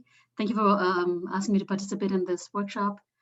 So I will just say that the GEM report has always argued that education transforms lives. We've been doing it since, I would say 2002, but in 2013, we published a book, like a publication on this as well. Our discussion in the 2016 report, Education for People and Planet, sort of captures how, education conceived broadly as formal, non-formal, informal, has been shown to improve knowledge, values, attitudes, to contribute to all sustainable development goals. So in that sense, we take a very broad perspective of sustainable development. I would say that the climate change discussion we've had sort of speaks to the same types of issues. We've agreed that we argue that relevant learning has to happen in schools, it has to happen in communities, it has to happen throughout life, in the workplace and elsewhere. I would say that countries generally feel that formal education is key, and you see that in some of their programming. For instance, Bangladesh engages in curriculum development, but we also stress traditional knowledge, indigenous knowledge, and how they need to play an important role in environmental sustainability. And you do have countries that have adopted these concerns of living in harmony with the environment and with each other in their constitutions. So, you do have like different levels of people taking this very seriously. When it comes to our monitoring, if you look at sort of SDG 4.7, target 4.7, it focuses on a broad range of concepts in sustainable development, and not just about environmental sustainability. So, there are various ways of looking at how 4.7 as a concept has been integrated into education curricula. There's been a normative framework for countries, led by UNESCO since 1974, which sort of looks at what the countries, self-reporting from countries on whether their education systems fully imbibe the principles of human rights and fundamental freedoms. We have also said that analyzing curricular content is an option. In 2016, we reviewed 110 national curricular frameworks. And when you look at that content, when you look at 5 topics of human rights, gender equality, global citizenship, peace and nonviolence, sustainable development, you find that climate change was mentioned in about half of the curricular frameworks recently. And you can also analyze textbooks. We see that environmental damage is something that has gone up in sort of coverage in textbooks. And there's also a lot of material that exists from country reporting on their policy efforts. So for instance, the voluntary national reviews are what countries submit to the high-level political forum, which is the main accountability mechanism for the SDGs. And it confirms a lot of what we've said in the 2016 report. Some countries are doing education courses, some countries are focusing on awareness campaigns, some are talking about resilient building, some are talking about teacher support, and different kinds of collaborations that are taking place between the environment and energy sector. And our own publication, sort of Beyond Commitments, talks a little bit about this. You'll find here that in Japan, there's a very expansive view of 4.7, for instance. But I think when you ask me the bigger question of climate breakdown and fundamental challenges, I think we have to start by recognizing, as I'm sure other panelists have in the beginning, that the fundamental challenge is an economic system that is fundamentally unsustainable. So, and many of the poorest countries are hardest hit. They have no choice but to engage with the full force of their education system. And so the Pacific Island Climate Education Partnership is trying to do that, use modern science and indigenous knowledge to address these concerns. But the urgency is not so clear in other contexts. Natural resources are being overconsumed and the system is decoupled from nature. And this is perhaps where we need to see the most fundamental shift. I will just say three things, I think, but of course, given that context, there's a lot that we can be doing at the global level. You can sort of comment that the fact that 4.7 exists was a momentous time. And of course, I do agree that, and I'm sure most people in the community will agree that it has been hard to move the indicator because of the complexity of the indicator, the breadth of what it's trying to cover. But I think we need to sort of think about basic things like, if we're going to focus on education will and reprioritization at the global level, we also need to think about the financing that goes into institutions that are working on these topics to even push that agenda forward. And secondly, we need to look at things more widely, which is that how many of the international institutions who are heavily involved in climate change, as in education system policy, financing, advocacy, are really prioritizing the climate change discussion with an education perspective. And I think similarly, I think some other people have talked about this. When you think about the research and the evidence base to shift policy, where are those big system analyses or big RCTs that are focusing on things like transformative whole school approaches, learner-centered pedagogy, and so forth, that teaches us how to live with each other and with the planet. We are keeping track of this evidence base after all. And we need, of course, as we've discussed previously, a stronger push to the climate community, which means that we have to recognize that education has been recognized as an important solution, but the climate financing has not followed. And the climate community has to do better at making sure that it's not just focused on technical solutions, but also on girls' education and empowerment, awareness raising, behavioral change, community participation, the whole works. I would say that at the national level, I just have, are you stopping me? Yeah, sorry, it's not loud enough. I will work on that, but it's time's up. I was trying to get louder. Can I just end or? Yes, please end. Yeah. Please end. Okay. So I think at the national level, accountability is very important, engage with your SDG processes. And at the local level, I think there's a lot happening, resilient cities in Montreal, cities where transport systems and education systems and economic systems are actually working together to, lead us to a world where you have harmony with nature, nature inclusivity and economic growth, at times. So I feel like we have to play the long game in a real sense, and maybe we can all get to this transformative education we're looking for. Thank you. Thank you so much, Priya. And I'll try to raise the volume so Jess, you can hear it a little bit better in the next one. Great point about the need to really think about financing. I think that is a key point that I definitely did not touch on nearly enough. But Jess, so over to you. So at Plan International, you all have been doing some really important work at the international policy level, advocating for more attention to children's rights, the rights of women and girls, and to education and climate decision-making and policymaking. And last year, I had the wonderful opportunity of working with you and our colleague, Joni Pegram at UNICEF on an analysis of national climate strategies. And we found some quite appalling gaps. I was wondering if you could, sort of summarize some of what we found, what the implications are for our ability as a global community to really hold governments accountable, and what you see as being some of the next imperative steps to really creating the right incentive structures. Over to you, Jess, and I will put this up louder.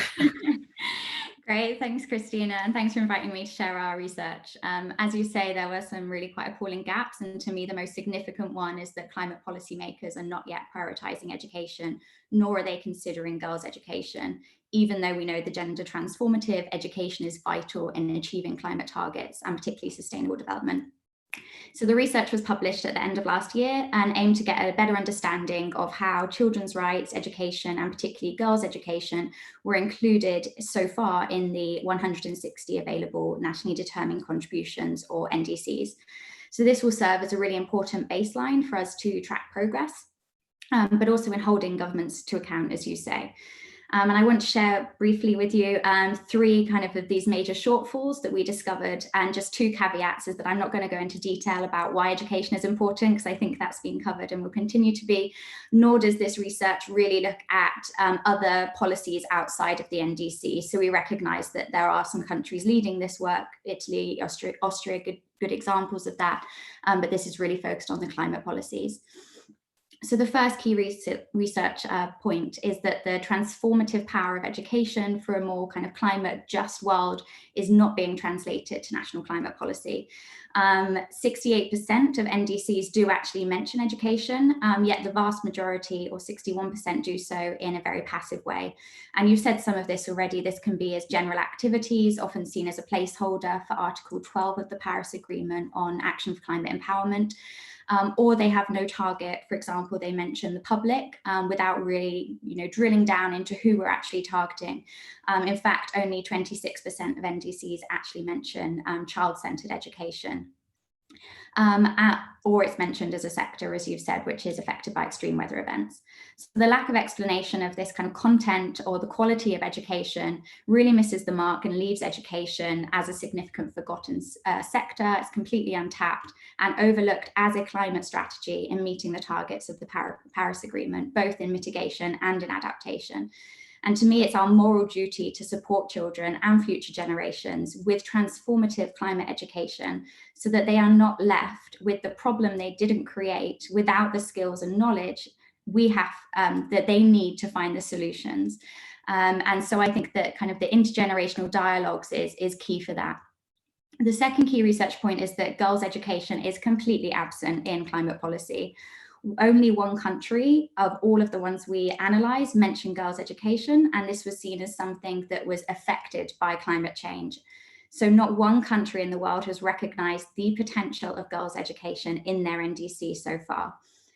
Yet, girls' education correlates, as we know, to a country level's increases in resilience. It can enable a transition to a greener economy that is fairer, is more progressive, and leaves no one behind, and can address some of the gender imbalances of leadership and participation in climate processes.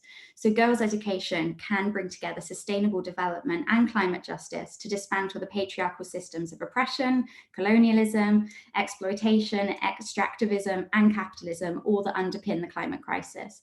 So by investing in girls' education, countries are simultaneously investing in a just transition to a fairer world grounded in social, gender, intergenerational, and ecological justice. The third key point that I wanted to raise was that vulnerable countries are bearing the brunt of the problem and shouldering the burden of the policy's solution. So our research really looked at the difference between the top 20 highest emitting countries historically and the 20 most vulnerable countries. And we found that the vulnerable countries were much more likely to include elements of social concepts or transformative education than those in power and with that historical responsibility. So to me, this is almost a type of neocolonialism whereby climate justice and social change is overlooked by countries most responsible for the crisis, and that are also often, but not always, upholding some of the traditional, more outdated views of education. And this is preventing a truly global, collective, and progressive approach to the crisis. I would say that our ability to hold governments accountable is quite difficult at the moment, given education is not seen as a key response. But through SDG 4.7 and this research, we have the impetus to spur action and through the opportunities coming up this year. And if time, I just quickly go through those. So children and youth are calling for change and equal access to climate information, but climate education, as we know, is falling through the cracks. So global communities of climate and education actors must urgently step up to respond to those demands and call out these injustices I've mentioned, these shortfalls and these policy gaps, and make climate education central in their strategies and responses. and join together to urgently raise the importance of SDG 4.7.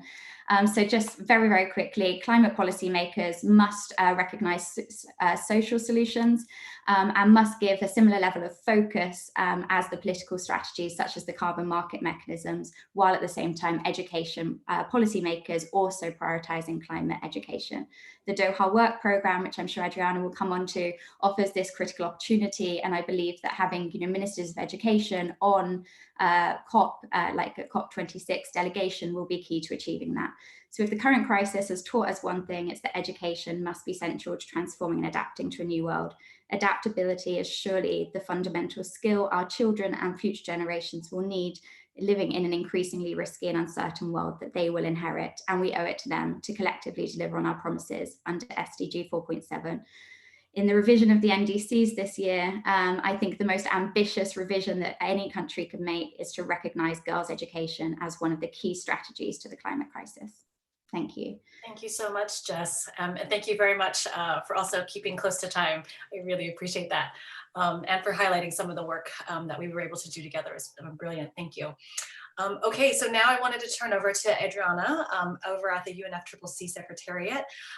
So turning to the climate policy side, the UNFCCC Article 6 on Action for Climate Empowerment, which is also, as just mentioned, included as Article 12 in the Paris Agreement, was intended to ensure governments were thinking about education in their climate strategies. From your work at the UN on ACE, what have you seen to be the biggest challenges that governments are facing in implementing ACE? What are some meaningful country level experiences that you've seen in integrating ACE? And what do you think is being missing or is happening in terms of cross-sectoral coordination across the education and climate sectors? Adriana, over to you. Excellent. Thanks a lot, Christina. Good morning, good afternoon, and good evening, everyone. I am delighted to participate in this workshop, and I think that is extremely important to foster this kind of discussions about the role of education and how education can drive the transformative way and the long-term and short-term solutions. As you said, I will divide maybe the question in 3 key points. One is about the international policy related to climate change education, and more relevant when we get inspired, for the reason why we are working. The second one is about good practices at the national level that are implementing this integration of action for climate empowerment in climate policies, and maybe other one regarding the challenges that we have faced. Then the first key message that I would like to share is that we have a very robust international framework connected with climate change education. As you mentioned, Article 6 of the Convention, Article 12 of the Paris Agreement recognize the key role that these 6 elements of ACE play.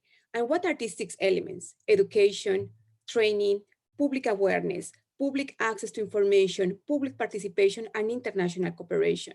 And these play an important role to achieve the ultimate goal of the Convention and the Paris Agreement, but as well of mitigation and adaptation projects. But also, if you see the international framework, the Katowice package that was adopted at COP in Katowice in 2018, basically is the work program of the Paris Agreement. And the first decision that was adopted at the international level was the decision of ACE.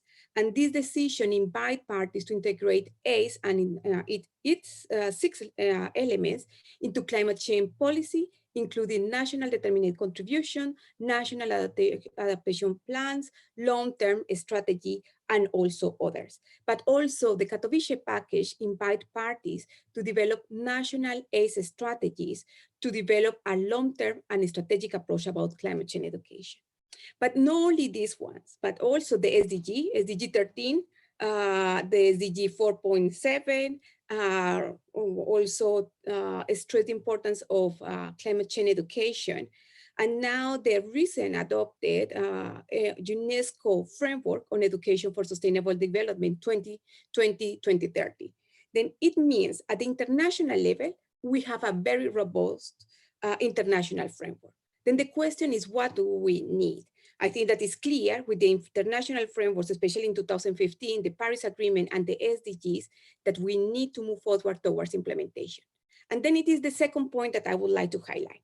Some good practices about how countries have integrated ACE and its elements into the climate change policy. And I would like to start with one that is connected about the climate change law. Some countries already have designed national climate change laws, for instance, Mexico.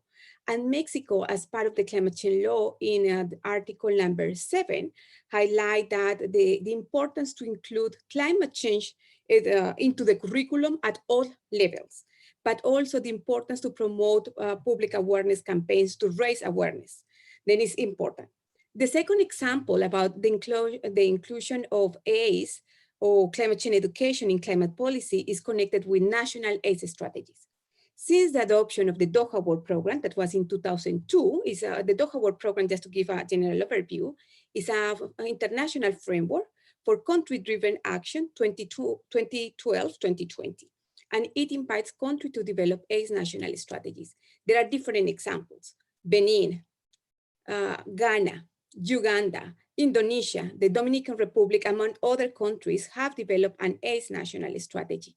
And why it is important? Because we have identified that countries that develop an ACE national strategy, first of all, do through a participatory process that engage different sectors, including the education sector, but also multi-stakeholder participation and all level of governance.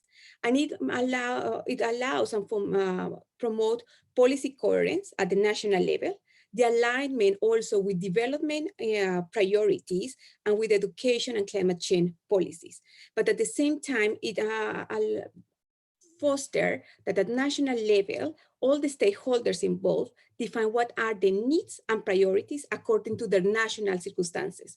And also it foster the establishment of partnership and mobilized funding. Then it is the second example, and some of these countries already have made a difference. Then two things more. The third example is about the NDCs. As what you mentioned, Jessica, and you as well, Christina, countries have included ACE in some way, but 2020 is the year of opportunity. Countries are invited to send the revised NDCs, and Chile has submitted the revised NDC, and Chile include developing an ACE national strategy as part of its commitments. And what we want to do, and I am very pleased also to announce that in part of this effort to foster collaboration between the Ministries of Environment and Education, UNESCO and UNFCCC will launch a guide very soon in May with guidance and examples about what countries could include into the NDCs. And we hope that it will be included. Finally, regarding the climate change challenges, we have identified that funding and technical resources is one of the challenges, lack of awareness and insufficient coordination among the authorities connected with climate change and education. And what will happen next? 2020 is a very important year, and for that, your discussions are super relevant. In 2020, parties are reviewing the Doha World Program, but they are also thinking what will happen next. It means post-2020, what will happen, whether they will adopt a world program and that should be adopted at COP26. Then my final message is that these discussions we need, and I encourage you to continue in this process and to bring these ideas to really make that the climate change education will be one of the key, but more visible, and we have more resonance in this international process, and as well in the implementation at national and local. Thanks a lot. Thank you, Adriana, so much. And you're right, 2020 is definitely a key year, not only for policymaking, but also for the planet. I think in order for us to be able to reach those net zero emissions by 2050, our actions between now and 2030 are going to set us up on that road. So really looking at the NDCs as being a key policy moment is really important. So thank you, Adriana. And now I'd like to turn to Frank, last but not least on panel number 2. So you have been at the forefront of ACE efforts in the US for quite some time now. where the climate around teaching climate change is anything but supportive. If we use the US as an example for understanding what can happen when traditional top-down monitoring and accountability mechanisms are absent or ineffective, are there other policy level incentive structures that we should tap into or that we need to create? Are there other entry points that we should be considering outside of the national strategies? So I'm really keen to hear your thoughts on this, Frank. Over to you.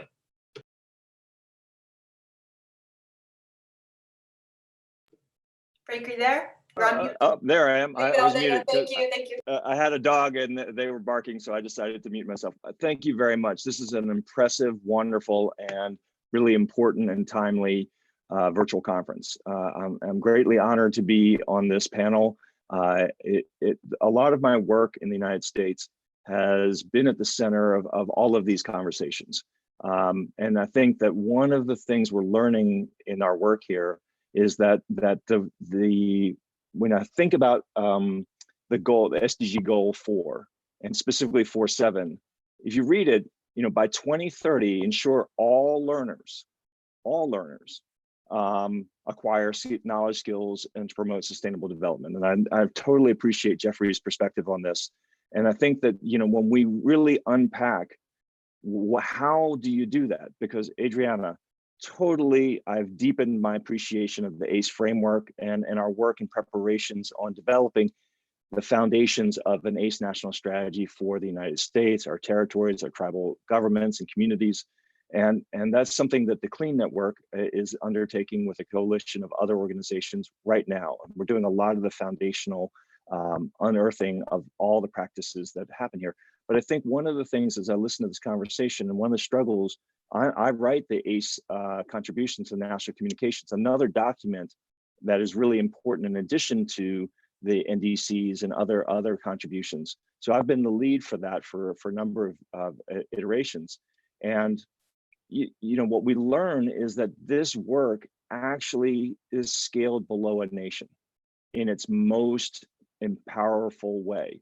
And so when you think about below a national structure in the United States, we're talking about states, cities, counties, and other structures. And then you can't have an architecture that is all over the place, because that's a very hard thing. So then you're looking at bridging and network structures.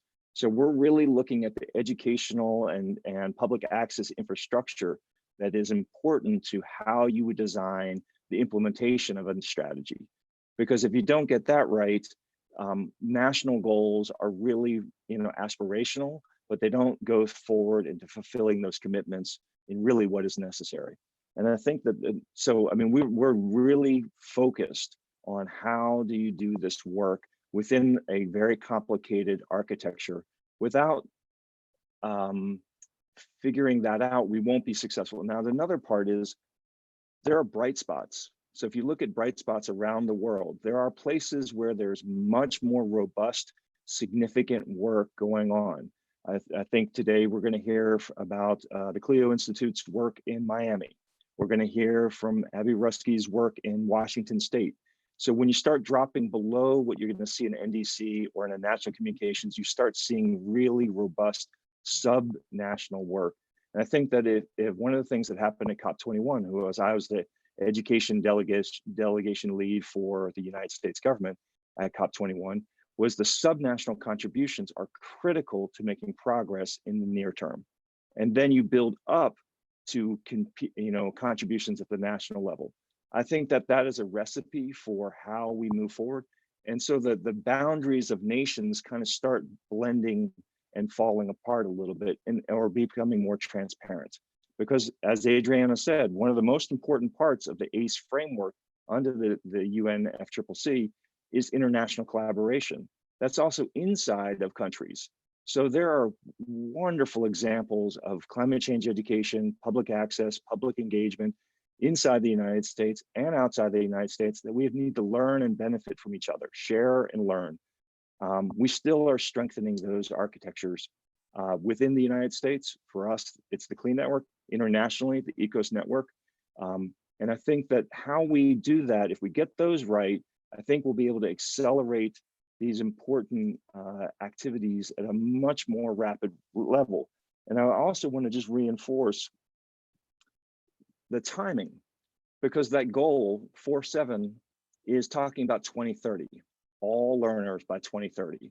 So I think it is appropriate to think about transformation and radical in the context of these goals, because they're pushing us to move much more aggressively into how we do this work. If we don't, we won't hit those targets. And so I think that the roadmap you're calling for, or the ACE national strategies, or whatever they end up being, are critical to guiding our work for the coming decade, so that we're successful in our part of the contribution to this transformation. Oh, I saw it. Awesome. You kept to 5 minutes exactly. Thank you, Frank, with some really 5 minutes and 11 seconds. excellent points, really keying in onto thinking about the architecture of implementation. I think starting from, panel number 1, thinking about those big picture entry points, how do we think about transformation? How do we think about transgressive and aggressive education in this context? We really need to then think about how that trickles down into implementation within countries at the subnational level and internationally. So I want to thank you so much to panel number 2. I am now going to mute myself and turn things over to Radhika to lead us into panel number 3, which will be talking about the role of think tanks and NGOs in integrating education and climate change and all the successes and challenges that they have faced. So let me just put that slide up real fast so that Radhika can get set up for that one. Thank you, Christina.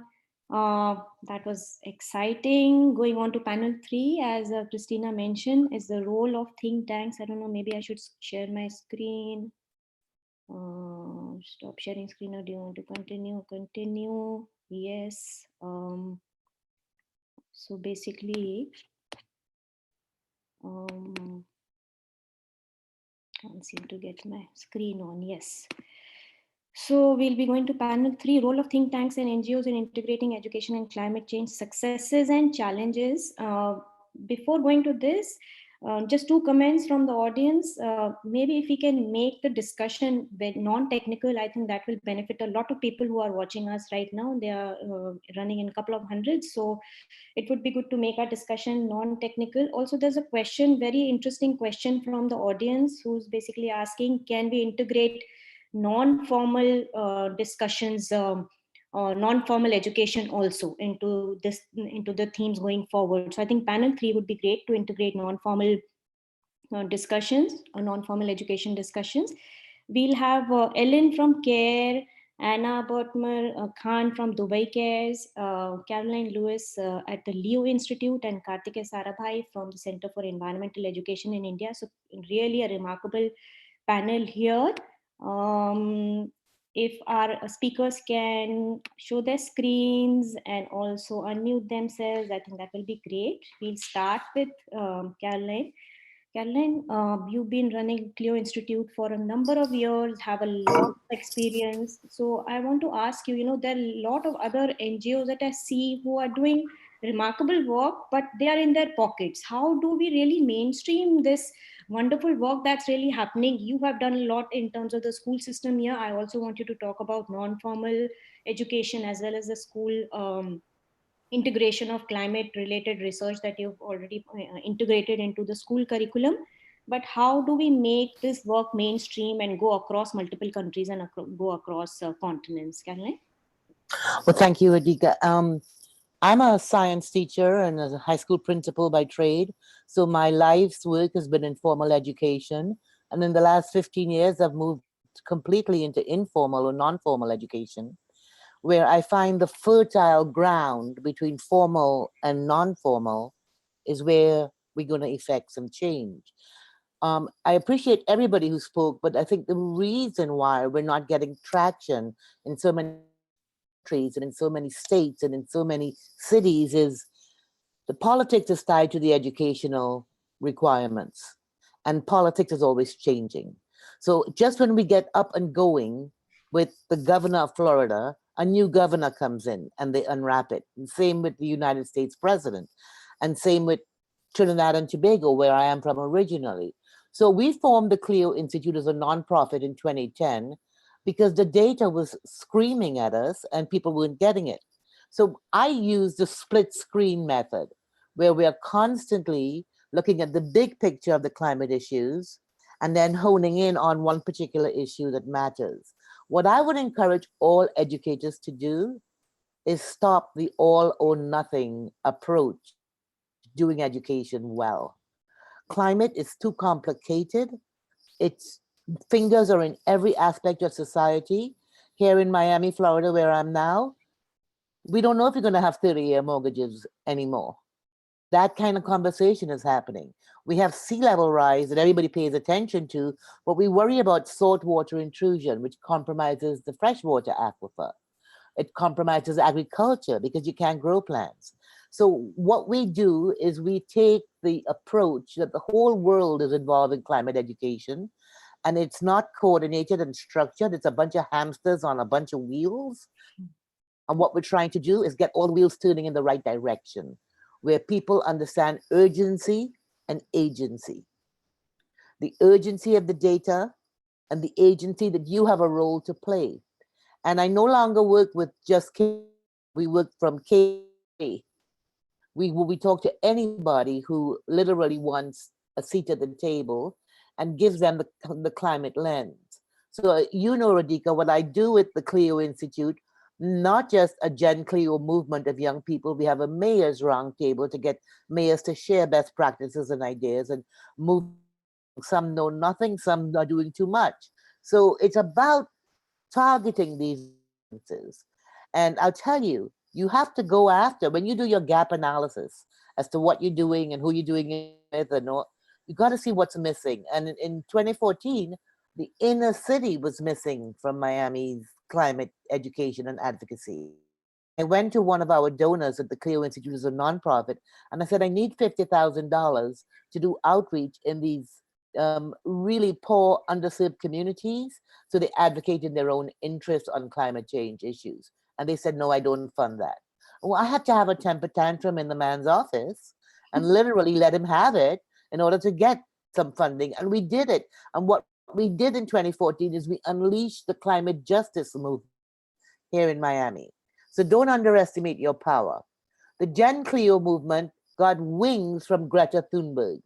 These kids own it. They want a platform to share their voices. And so we tell them, I'll give you a platform, I'll give you the microphone, but you better know your science and you better know your facts. So you have to be steeped in information before you get to share your passion and your thinking. So I would say that all of us need to look at the K through gray, that this climate education and advocacy is more of a web design of multiple access points, intergenerational, interdisciplinary, and not a linear, first you do this, then you do this. People jump in at different points based on their capacity and their interest and their funding and so. But the biggest change we have seen is the way our education includes engagement. And I tell you, I have a pencil holder in my office, and the quote there from William Butler Yeats is our mantra, that education is not the filling of a pail, it is the lighting of a fire. So we are all about cultivating arsonists and trying to get everybody to see themselves as a climate communicator, a climate educator, and really own the sense of telling their story. Tell you on 2 scales. I'll end with this. Every audience we speak to, there are 2 scales. Where are you on that scale? Your first scale is your climate literacy. How much do you understand about greenhouse gases and the multiple disruptions that are triggered by a warming world? On a scale of 1 to 10, 1 meaning I know nothing, 10 meaning I'm a scientist. I publish on climate and I know everything. And I make people judge themselves and I tell them, move on, get yourself up to the next level. And then on the engagement, on a scale of 1 to 10, I'm doing nothing or I'm doing too much. Nobody wants to speak to me anymore. I don't shut up about it. So I would urge educators not to be all or nothing in approach.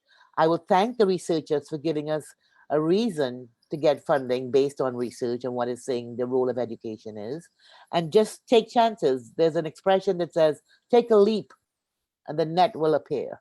And that's what we've done. We've just taken big, broad leaps, and we have found a really soft place to land with education and engagement on climate.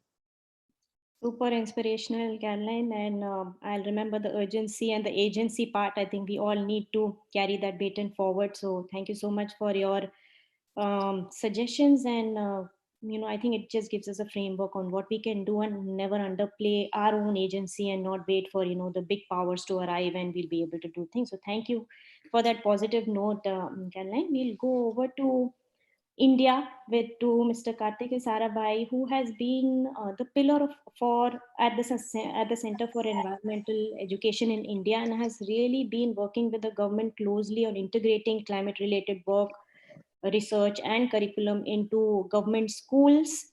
So again, also getting into the non-formal sector. What are your experiences, Mr. Sarabhai, in terms of doing this? How has the center played the role? Do you think it was effective in the strategies that it took? And also going forward, what is your vision? Because India is such a big country, every state has their own mandate, so it must be a challenging exercise to work on. So we wanted to get your impressions on that. Thank you, Radhika, and thank you, Christina, and the opportunity of being with all of you today in this lockdown condition. This discussion has talked about the Ministries of Environment and Education as being two separate ones, and UNESCO usually deals with education and UNFCCC with environment. And one of the challenges has been to bring them together. So ours was an initiative where it started in the Ministry of Environment, believing in education being transformative. And the question was that they cannot dictate to the school system, which, as you said, it is not only at the national level, but at the state level. So how do you interact with the education ministries and bring in something in a curriculum which is already filled? We got a major, boost when the Supreme Court of India said that every formal education program has to have environmental education in it. So that gave us a boost. And what we did was we analyzed every textbook in every language to see where we could do things. So this was what we did in the sort of formal system, and that work continues. But what we found very effectively was to, like Caroline was saying, bring in non-formal and informal methods which went along and reinforced the schools. So the clubs in schools were started, and these made group works. One of the things Christina's paper talks about is whether education only talks about the individual or does it also talk at the group level and school level and the neighborhood level. So we got that. A major breakthrough in some ways came out of a school which talked about positive action and gave us the symbol of the handprint.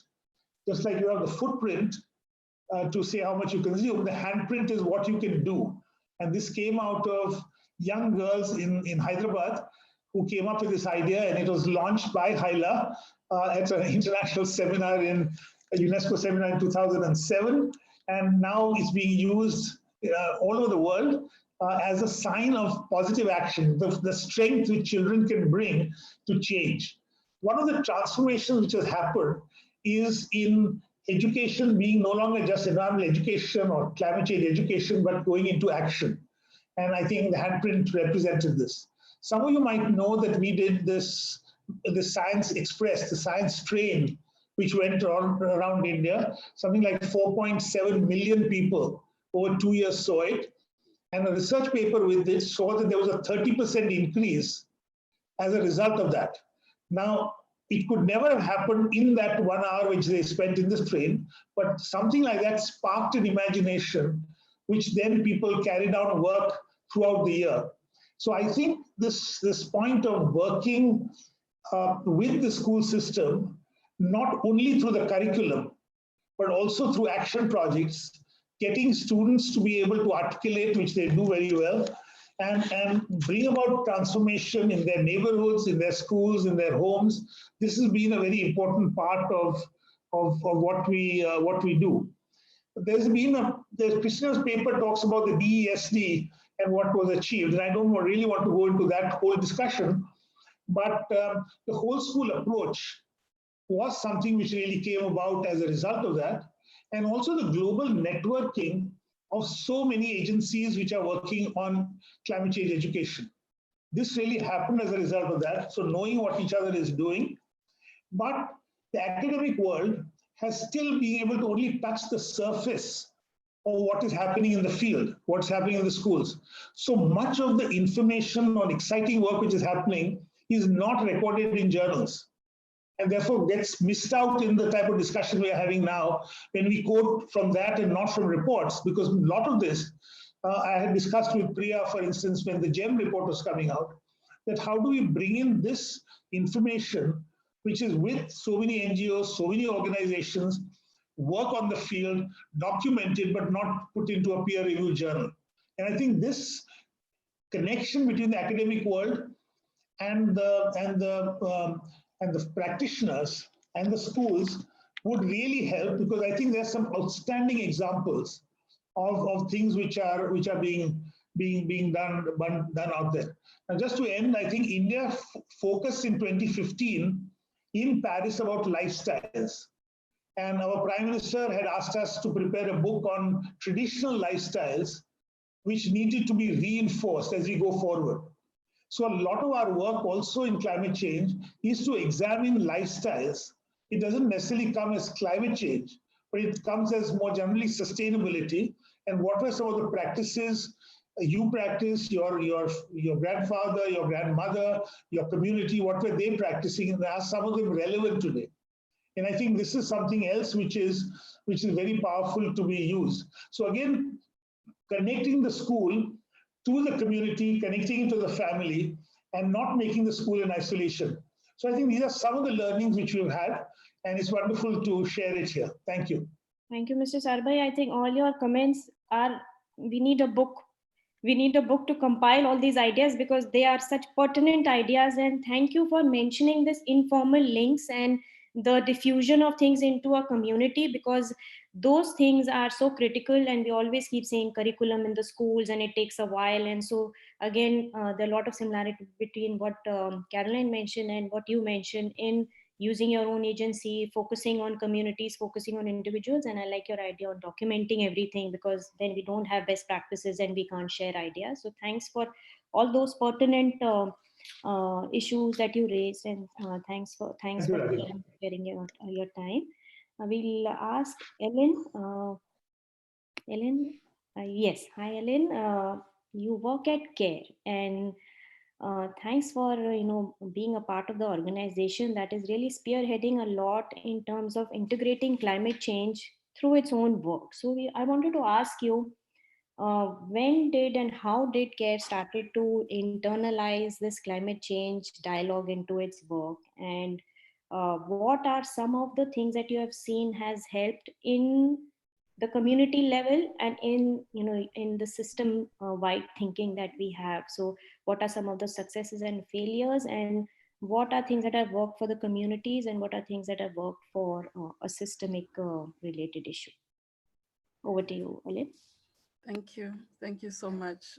First of all, thanks to you and Christina for this opportunity to share experiences from CARE's perspective. I work with CARE as the advocacy advisor responsible for using the evidence of our work to influence, global and regional policy and practice around education.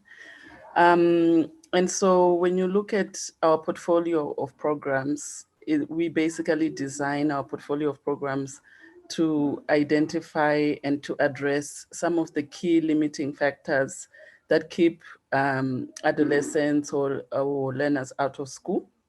And so in identifying and ensuring that we are really understanding, what are some of those challenges that contribute to some of those big numbers that we hear, whether it's at country level or at global level, about children being out of school. What are some of the reasons behind that marginalization? And so when you think about that, you hear challenges such as distance, challenges such as gender norms, challenges such as teacher capacity, physical infrastructure, and all of that. And so for us, as we, implement our programs, I think increasingly we started noting that in the different contexts in which we are implementing education programming, climate change, was really presenting itself as one of the major challenges that was contributing to eroding some of the positive gains that we have achieved as a result of implementing many of these programs. And so upon that realization, we started investing in understanding how climate change, how and whether climate change is a factor for keeping girls and boys out of school, which included, processes such as drought assessments. For example, in Zimbabwe, I'm actually based in Harare in Zimbabwe. In 2016, we experienced a regional drought. And so we invested in a drought assessment, which helped us to invest in understanding how that drought was contributing to, keeping learners either out of school or having a negative impact on other education indicators.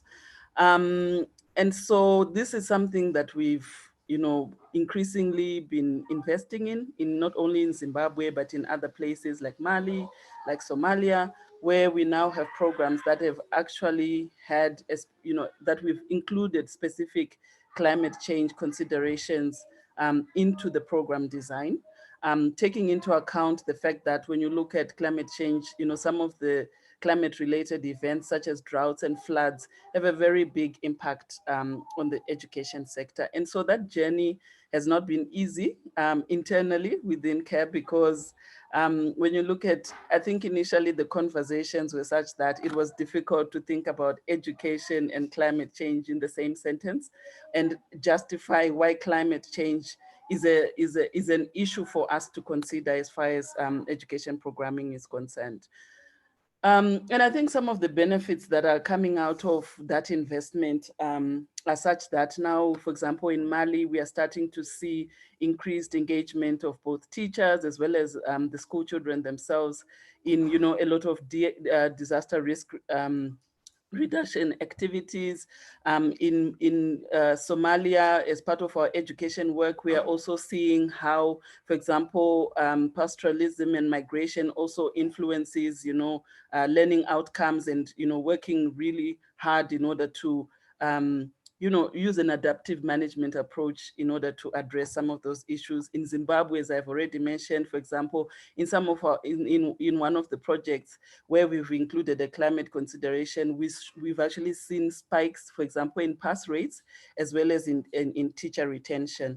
So I think, as a recommendation from my end, both for policymakers as well as practitioners, is to think about how we can meaningfully think about climate change, not as something to think about after we've already designed programs, but to make it more like a non-negotiable minimum standard for us to consider as we are designing education programs, to use a whole school approach in making sure that the communities, the teachers, the learners themselves are part of the program design process, not only the planning and the implementation, but also the monitoring and the evaluation as well. But also to think about how we can bring together actors, not only in the education sector, but also the climate change sector, so that they can begin to be a convergence of thought around how these two sectors can be brought together.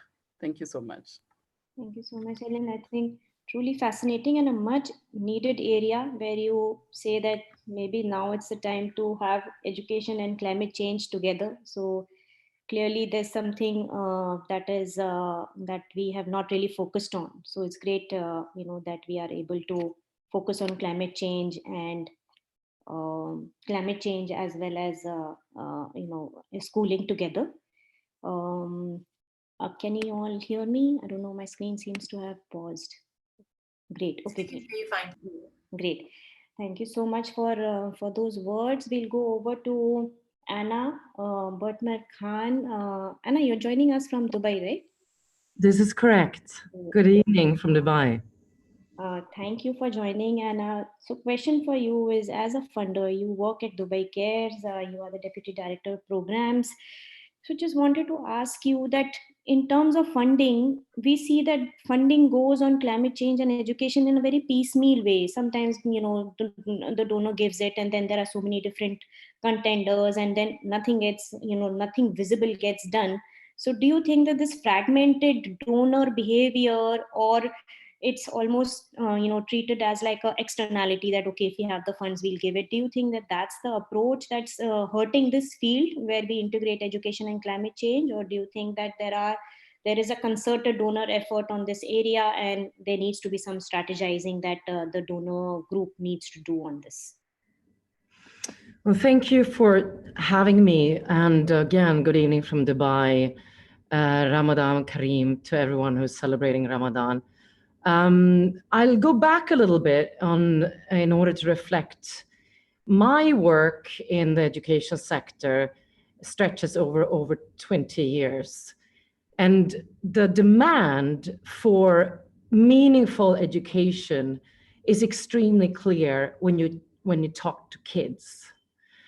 And the work that I've been involved in with Plan International, with local NGOs in different countries, with the UN system, and now in my role as a member of staff at Dubai Cares, which is a funder only of education. Throughout that experience, my learning is that children have a very, very ferocious appetite, a huge appetite for learning what is truly transformative, truly meaningful. And it is us as adults, whether we are international NGOs, we are think tanks, or we're donors, or we're the UN system, we need to start paying much better attention. I worked with a local organization in Karachi, Pakistan, where I was based for 7 years. And in that work, encountered an enormous amount of children living in arid districts in the province of Sindh. They lived climate change on a daily basis. They did not have water to drink. They could not make it to school because of the floods that suddenly hit. They were not able to fill their stomachs because the crops failed during yet another drought. Those children were continuously asking for two things. And I'm really impressed by the way that Caroline phrased this. Sort of the knowledge as well as the ability to act, the agency with knowledge. They wanted more knowledge and they wanted to be agents of change using that knowledge. And in the case of Karachi, for example, there's an organization, an indigenous organization called the Children's Museum for Peace and Human Rights that has a transformative education at its core, where climate change education is the highest demand from children living in the urban areas of Karachi. When we went around to see how international NGOs or think tanks or donors could help those kids get access to that kind of transformative knowledge that would allow those kids in Pakistan to take on climate change in their daily life, nobody was really interested. There were no takers. This is back in 2009.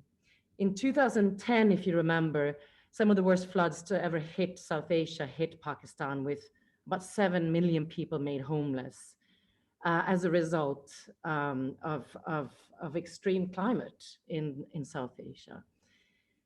Fast forward, I was looking for people to speak to in the global education sector about what we should be doing, and maybe what we were already doing, in order to address climate change using transformative education models.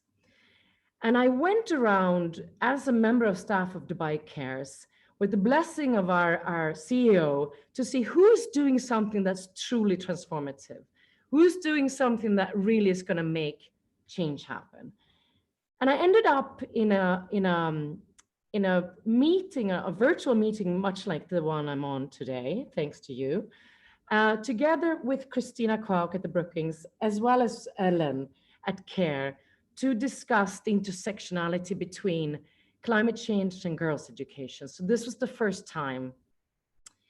And that conversation was a fascinating moment, much like the discovery that no one wanted to, whether it was international NGOs, thought leaders and think tanks or funders, to fund the efforts that the kids wanted in Karachi. In this session Christina, Ellen, and I met in, we had the most disjointed conversation among the funders, where we looked at the facts and the discoveries made by CARE, by Ellen's presentation, and her explaining how climate change was already affecting girls and their ability to continue education.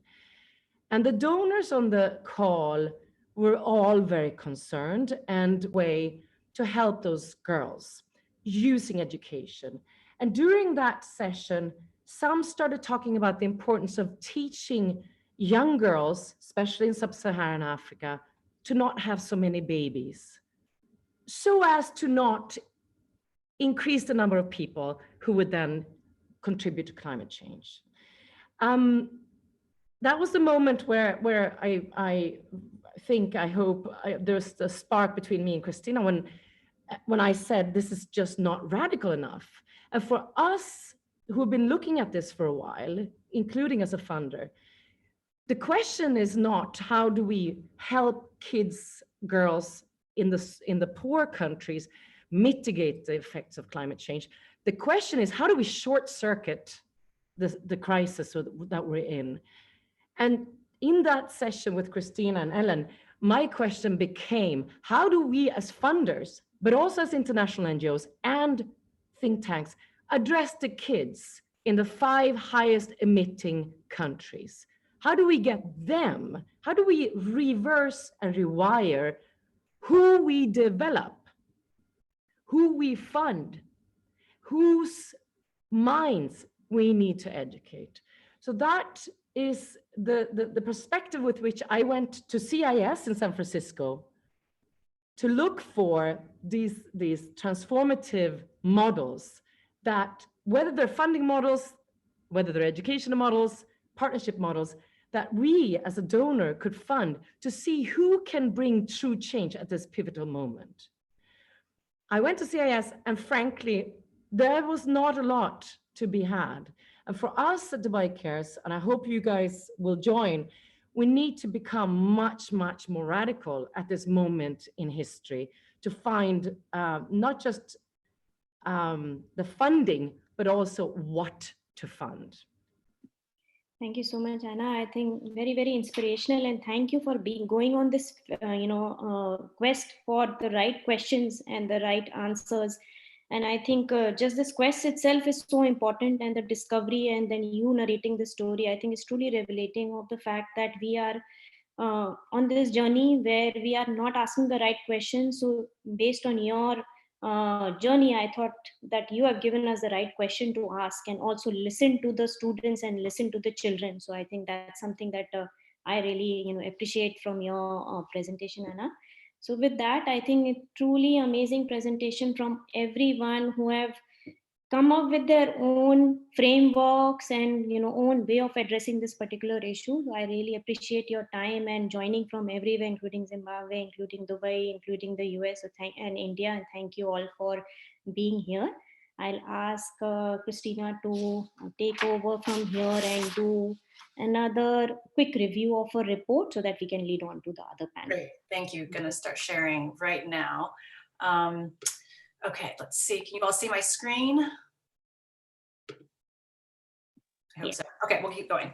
All right, so to frame part 2 of our webinar, I wanted to bring up 2 last roadblocks to quality education in a time of climate change. And so this 4th roadblock is a big substantive one that asks, what should quality education be about in a time of climate breakdown? And I think some of our panelists have already started to talk a little bit about this. How should we be teaching this? To achieve the massive shift in orientation, behaviors, and social and economic structures needed to achieve net zero emissions by 2050, the education sector must help us as a society reject human exceptionalism and the dominant development paradigms of unfettered growth. Yet education for sustainable development as it currently manifests itself around the world often suffers from a problem of definition and scope. Is it an orienting principle? Is it an academic subject? Is it an umbrella term for environmental education, climate change education, and any other ecologically oriented discipline?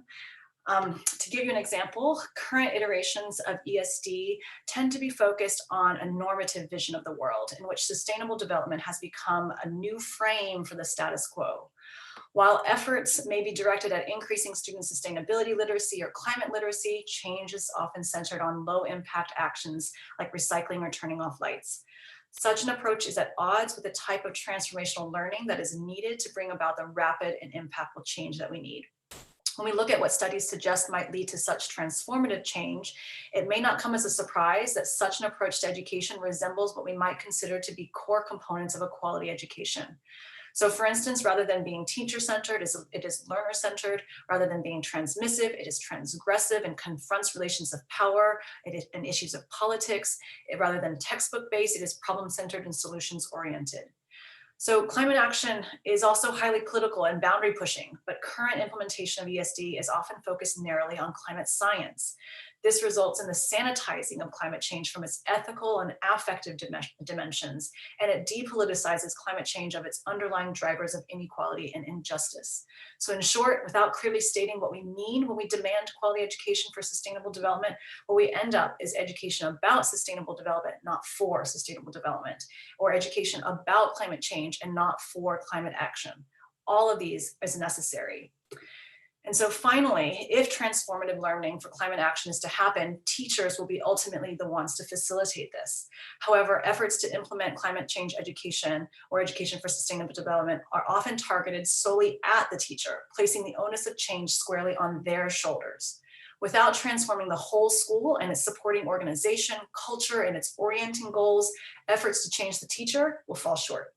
This is especially the case where the education system does not support teachers to be agents of change in the first place. Studies in the US show that while 86% of teachers think climate change should be taught in classrooms, only 42% actually teach it.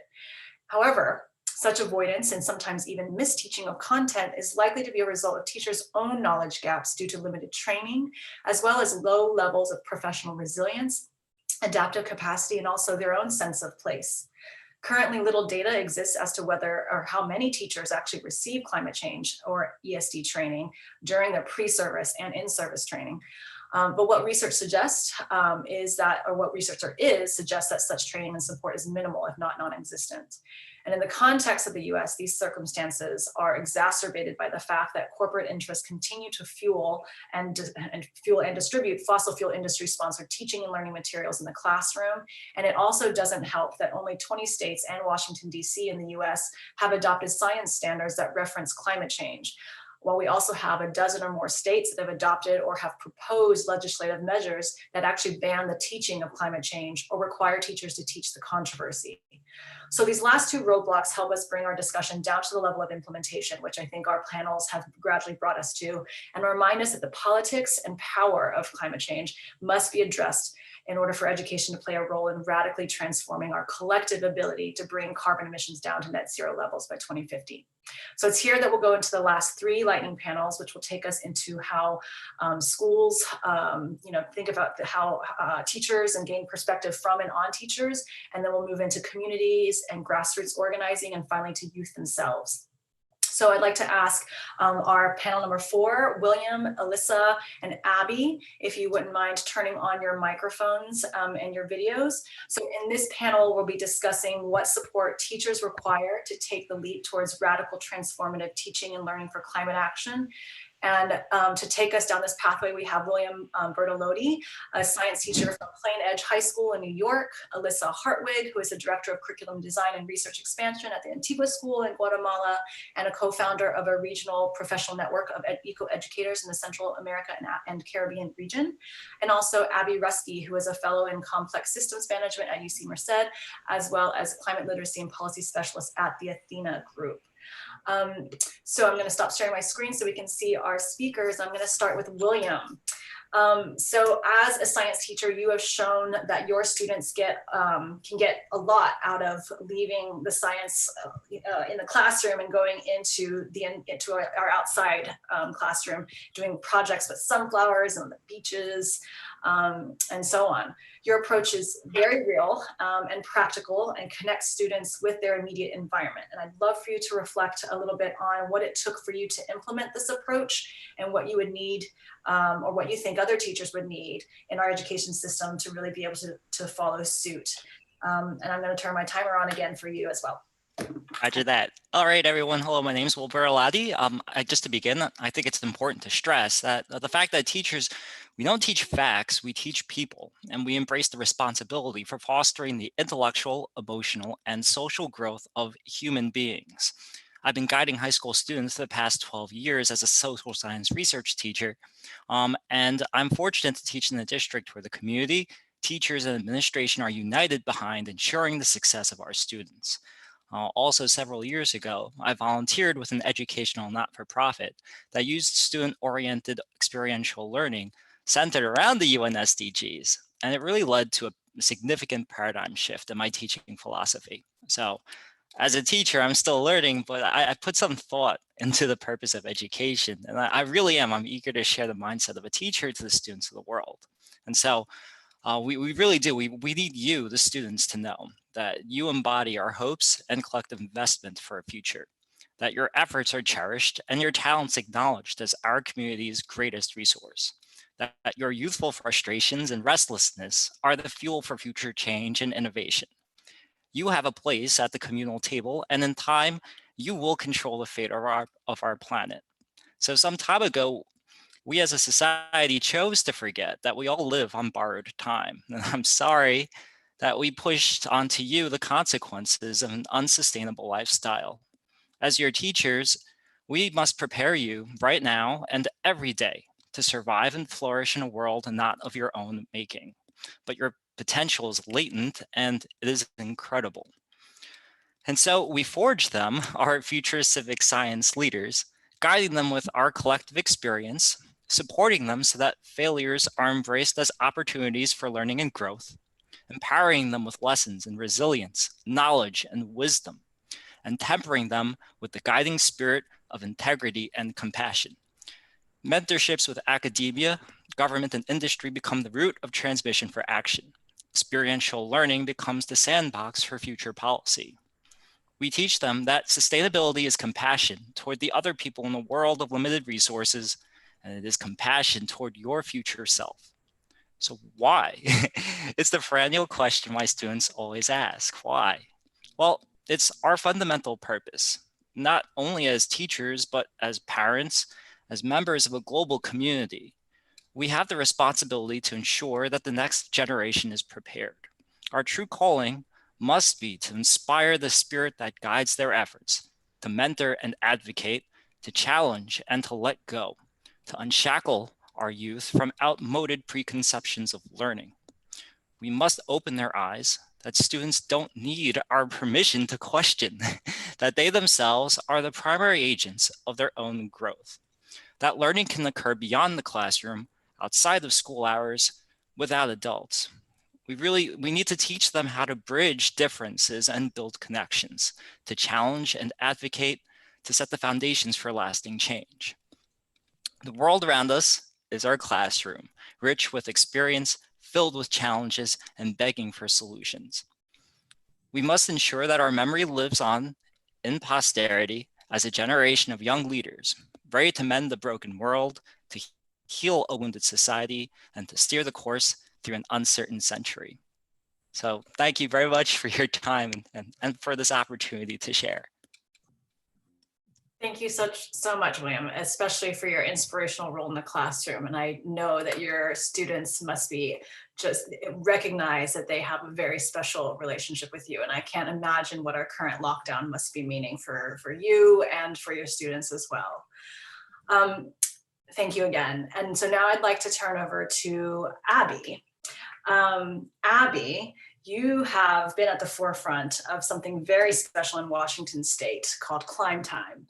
I'd love for you to tell us a little bit about this initiative, but more importantly, what it took for you and your colleagues to essentially create an entire enabling environment that's centered around supporting teachers to be the climate change agents in the classroom that they can and should be. You know, what did you observe as your greatest obstacles? And especially for those non-science teachers that you are also working with. So over to you, Abby. Hi, Christina. Thank you. Can you hear me? Okay, great. I'm just going to throw in to the chat window some links to what's known as the Climb Time initiative in Washington State, as well as the evaluation report of teacher learning and a few other pieces that are relevant to my comments. The Earth Archive article is the power of 10 cross-scale optimization of social agencies for rapid climate and sustainability action paper that we have submitted for publication. And then the last link is Climate Tree, which is a beta site that takes the inspiration of powers of 10 and projects like Climb Time, which I am going to now jump in to tell you about, and as putting together a global crowdsourcing center for use by students and teachers and many others in communities. So this, feel free to copy and reference those links as I go. So Frank had mentioned earlier that this is Abby's Washington State Climb Time Initiative, and I appreciate that, Frank, but I'm just one of many who created and have implemented this K-12 climate science literacy initiative. So I'll do my best to represent all of them and those that they have served in my comments. Climb Time is a story of policy and funding and ultimately the implementation of a project to link educational service districts and community-based organizations for teacher professional development, curriculum, and assessment for K-12 climate literacy, all with an emphasis on tribal ecological knowledge, social and environmental justice, and partnerships and equitable access to rich and relevant field-based interdisciplinary learning, climate empowerment, and solutions. And believe it or not, this actually has been implemented at exponential on an exponential timeline through our state education agency. And the key really to the success of a project like this are the leaders like Ellen Ebert, who's the Science, Environmental, and Sustainability Director, and partners that Ellen brought into the process like Deb Morrison and Phil Bill at the Institute of Science and Math at the University of Washington, and Jean Charat with the Washington Association of Education Service Districts and others.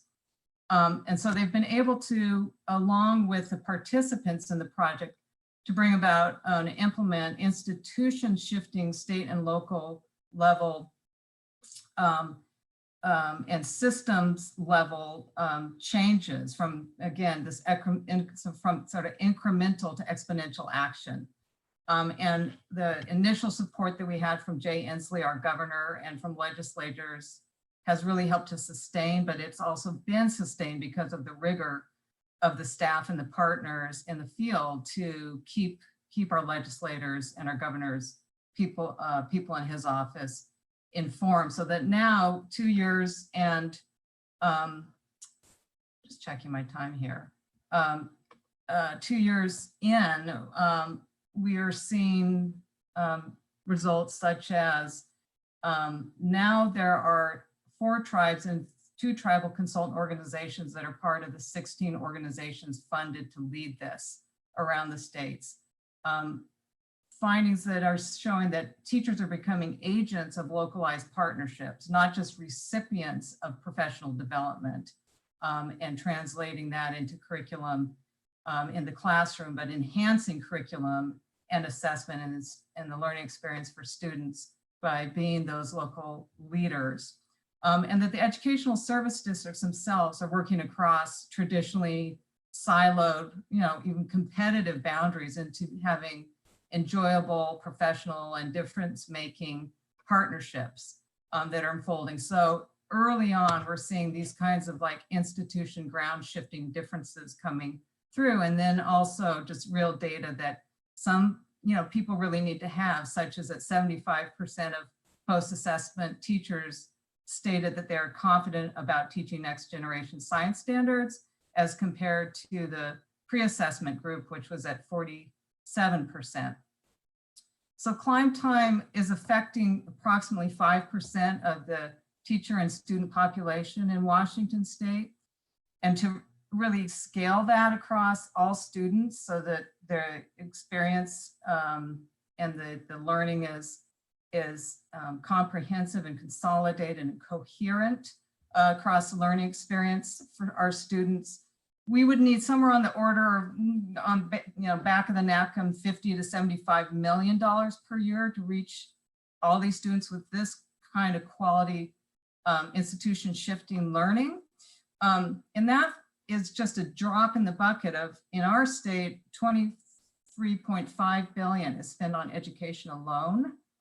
And so, what becomes incumbent on us as a community is to really make this a priority. And even as a priority, it's a molecule and a drop in the bucket of funding for education. It needs to be a lot more. How am I doing on my time, Christina? I'm sorry, Abby, but you have run out of your 5 minutes. But do you have a wrap-up comment you'd like to state real quick as we shift over to Alyssa? I just think in wrapping up, I would say that, thinking about this really transformational shift in where we are today and with the coronavirus and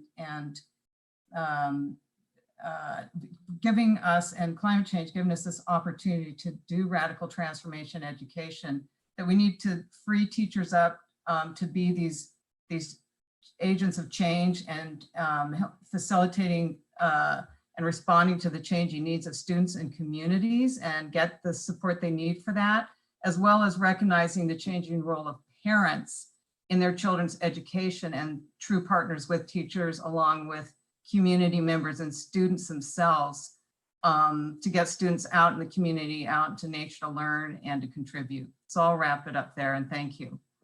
Thank you so much, Abby, and such a great point, especially in our current crisis. Okay, so we're going to turn it over to Alyssa now. Alyssa, your work in Central America, and specifically with the Antigua Green School in Guatemala, as well as with a broader regional network of eco teachers and schools that you've helped establish, has really given you tremendous insights into the professional development needs of teachers, as well as the curriculum development challenges in orienting primary and secondary schools to environmental sustainability and climate justice issues. So I was hoping that you could tell us about some of these needs and challenges that you've observed and how you're anticipating to address some of these through your new research foundation that you've established on innovation in eco-education. So I'd love to hear some of your thoughts there. I'll turn it over to you, Alyssa.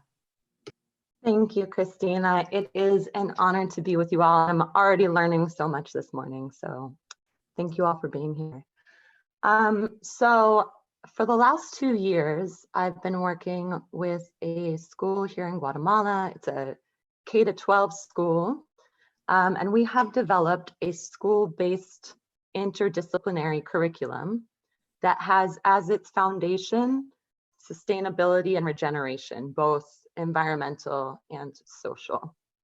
So that includes, of course, climate change, as well as climate action. But in addition to that, not only global citizenship, but planetary citizenship. So we think about sustainability in terms of sustainability of the planet and the environment, sustainability of communities, and sustainability of the self. So we take that more like holistic approach to the term sustainability. And so, for example, our 4th, 5th, and 6th graders are working through a unit on sustainable agriculture. And they are currently, well, prior to having to go online entirely, they were working on building their own greenhouse on the school's campus.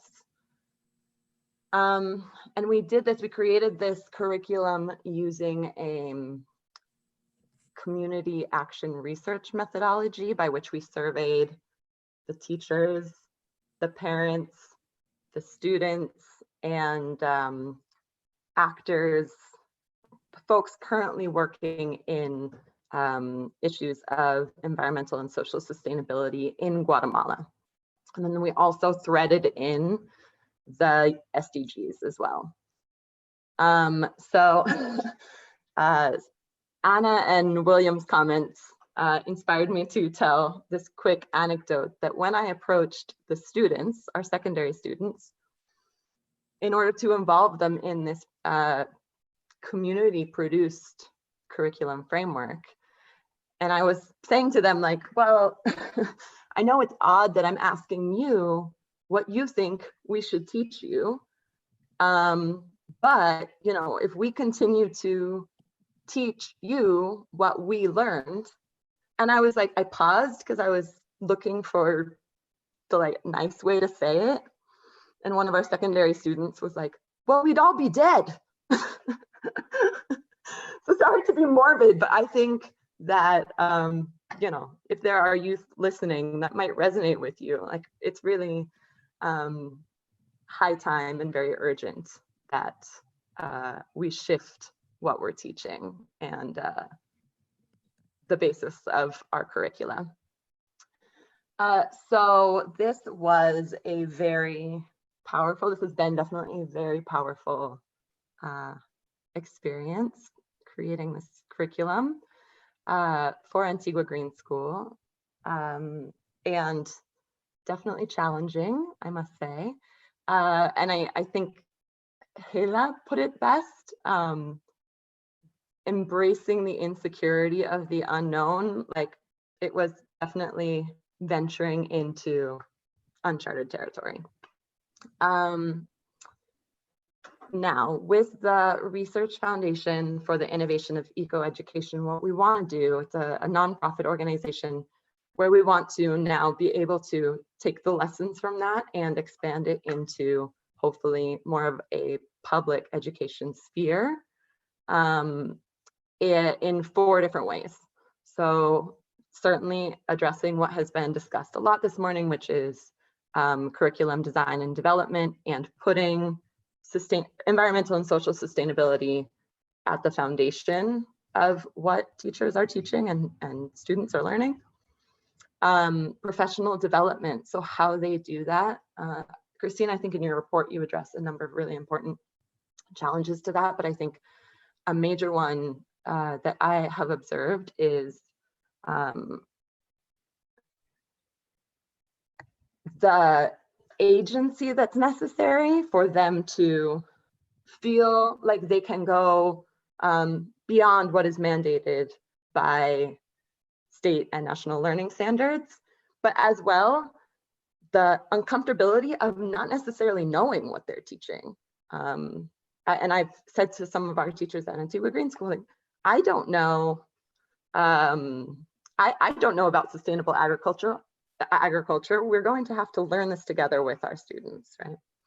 So curriculum development, professional development, as well as networking, regional networking of educators so they can share practices and share ideas, as well as research. So we're really keen to not only collect research findings, but also produce research here in Central America that reflects the context that our educators are working in, and be able to demonstrate the impact of education for sustainability and regeneration. So we have a lot to do, but we have the fire of urgency that Carolyn mentioned. So thank you so much.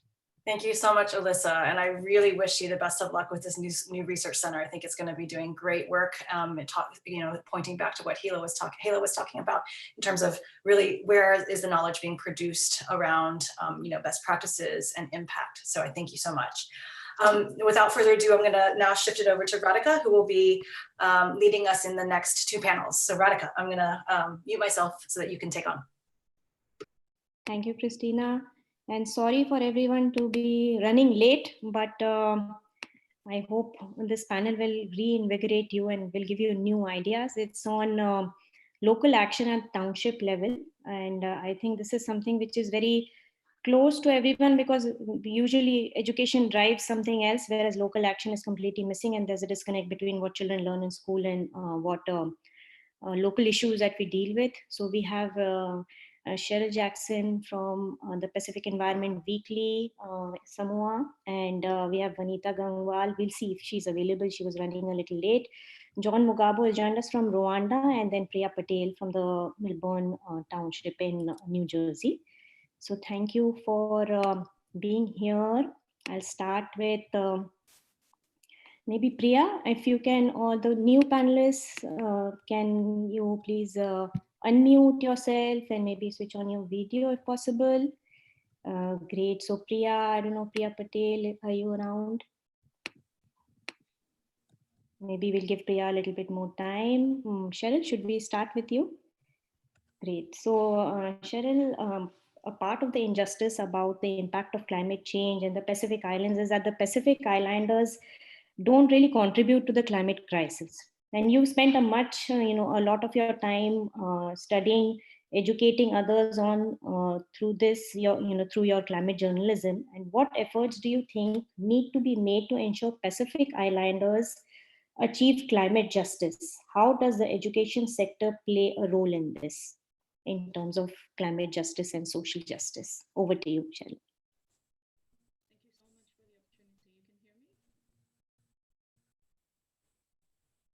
Can you put on your microphone a little bit louder? It's we can't hear you too well. Okay, how's this? Can you hear me? Yes. Okay. Maybe I'm too far into the islands for you to hear me. No. Thanks so much for the opportunity to speak today. I think this is a very important topic, and also it's great to see the Pacific Islands in such discussions. Just let me know on chat when I run over time. You know, you pose a really important question in that how does the Pacific deal with educating our young people and also integrating climate change into the education when we are at the front lines of climatic impacts? I have two children, 4 and 7, and my metric of climate change, or how we've experienced climate change in Pacific Islands, in Samoa in particular, is in my lifetime. I'm now in my 30s, not going to specify exactly which part of 30s. I experienced 5 cyclones, ranging from category 1 to category 5. In my daughter's lifetime, by the time she was 5, she had experienced 4 cyclones, including flooding and landslides. So the experience of our children are far more severe in terms of climate change, especially on low-lying islands in the Pacific, than we ever had as children ourselves.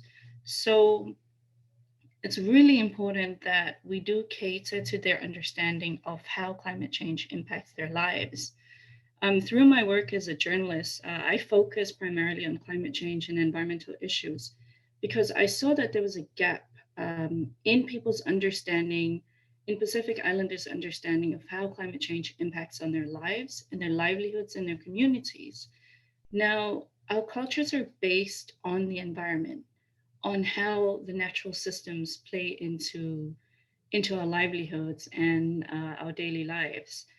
And when those things change due to climate change, it really challenges our ideas or our identities as Pacific Islanders and the value of our cultures to us. So my mother, who is a high chief in the island of Savai'i in Samoa, she set up the first indigenous conservation organization on our island.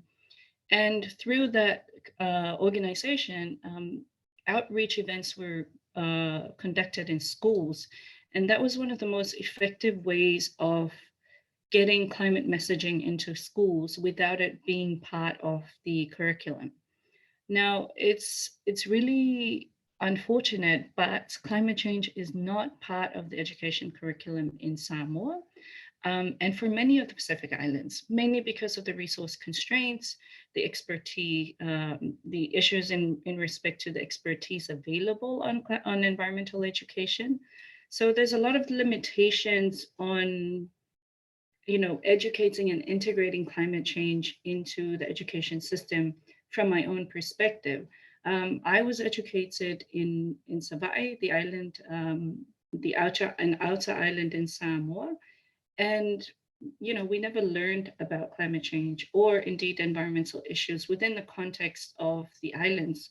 We learned about pollution in cities, but it wasn't relevant to our lives. So, you pose the question of what are some of the ways that we can address, climate change in education. And what I'm finding through my work is that young people, especially young girls, are actually very creative in coming up with solutions and integrating and pioneering ways to integrate climate change into the education system through school-based environmental movements.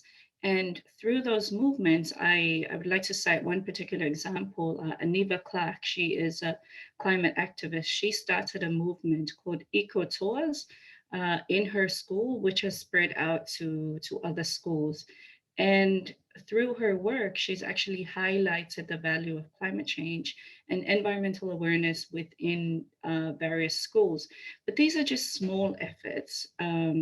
It's not comprehensive or national in approach. So I think there's a big gap, especially in islands' education systems, to address climate change, to integrate climate change. In my work, I've worked with Internews and various other international journalism organizations, including the DAT Center for Journalism and Trauma, to look at how we, as journalists, can cover climate change in a way that is relevant for Pacific Islanders, but also for children. So it's putting the human face of climate change from a perspective of an islander, so that those who are most affected by climate change can relate to the issue, can actually learn about it and do something about it at the national level. That's it from me. Thank you so much for the opportunity. Thank you, Cheryl. I think we need these eco tours example that you suggest in all of the schools everywhere. So I think thank you for giving these simple ideas, and this point of like severity of the climate issue that's going intergenerational, I think is a very pertinent point that we need to all keep in mind. So thank you for sharing those ideas. Going over to Priya. Priya Patel is the chair of Melbourne's school green team and also member of the Melbourne Environmental Commission. Priya, thanks for joining today, and sorry that we are running late. I just wanted to ask you, what changes have you seen in your school district? And you've been working for a couple of years. And so are there any positive trend that you see? What is driven by the school? What is driven by the community? Well, thanks for the opportunity to speak, Radhika. I think that what I've noticed in my short time out here in the suburbs of New Jersey is that there's a lot of pushing involved, both at the top and then also, developing sort of that grassroots pressure. And it's kind of this push-pull that ultimately results in some sort of definitive action. It's been a struggle for sure. I know you had wanted us to talk about roadblocks, but I thought perhaps if I could just pivot briefly to my experience in trying to activate folks in our community, which lean environmental, but I would not say that they're environmentally progressive. So my background is not in environmental science or anything like that. I actually have a public health background, and I started off in the mid to late 90s working on tobacco, actually, in the state of Florida. And at that time, if many of you can recall, there was a huge amount of money that came in through the settlement with all the tobacco companies. And the state of Florida received a big chunk of money to focus on tobacco prevention. So we chose to channel a lot of that money towards youth programming, youth prevention programs. So to that end, we ran focus groups. We talked to children and young adults about what they thought would be a message around which we could really focus this tobacco prevention programming. And a lot of us, obviously the grownups in the room thought, oh, well, let's look to the 60s and the 70s and get everyone fired up about, how tobacco is, it's a death sentence if you smoke cigarettes, and all this very sort of gloom and doom kind of talk. And the kids were just not fazed by any of it. It was like one massive eye roll.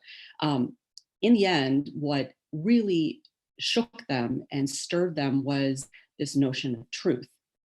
The fact that tobacco companies had been lying to them, had been manipulating them, had been trying to force feed them with all this fake data around the health aspects of smoking cigarettes.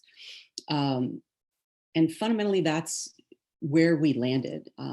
We started the Truth Initiative, where kids made very, very lo-fi videos where they basically told the tobacco companies that they were being lied to. And that's what really worked.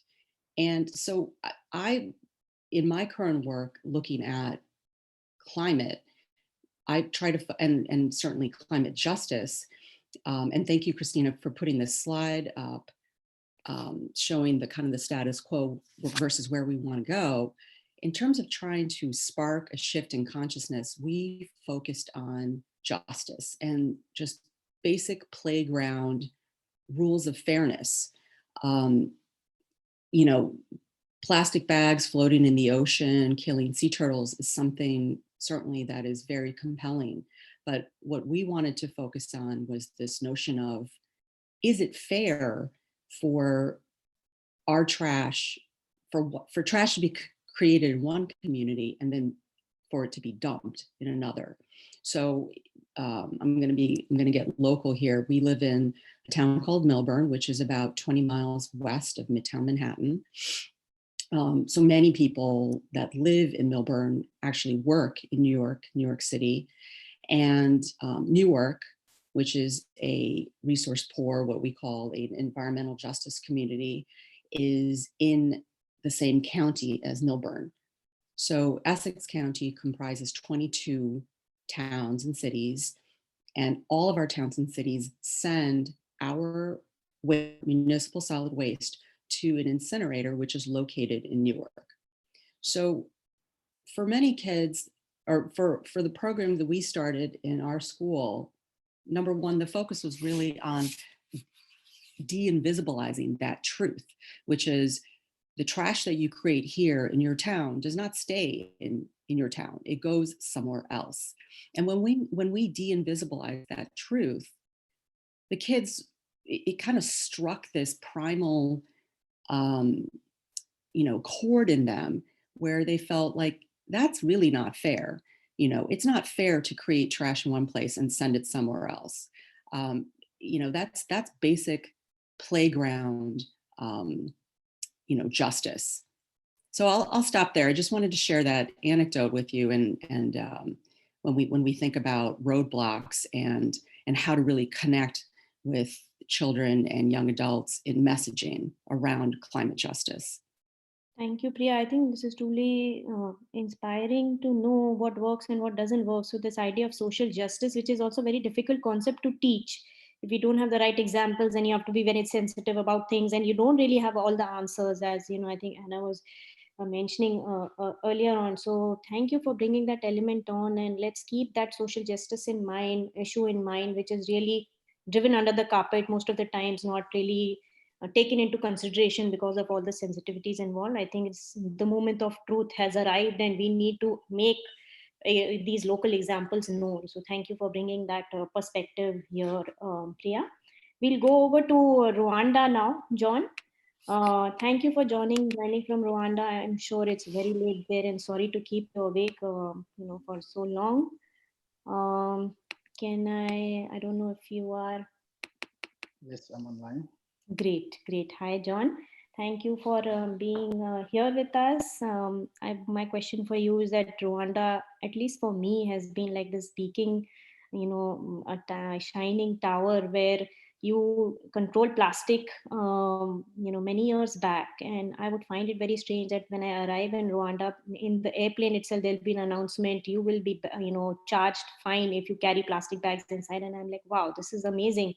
So in terms of the plastic ban, yes, but now in terms of education on environment, how is the country dealing with that? And are there any strategies? And what have you been doing with your role as an education coordinator in Millennium Promise?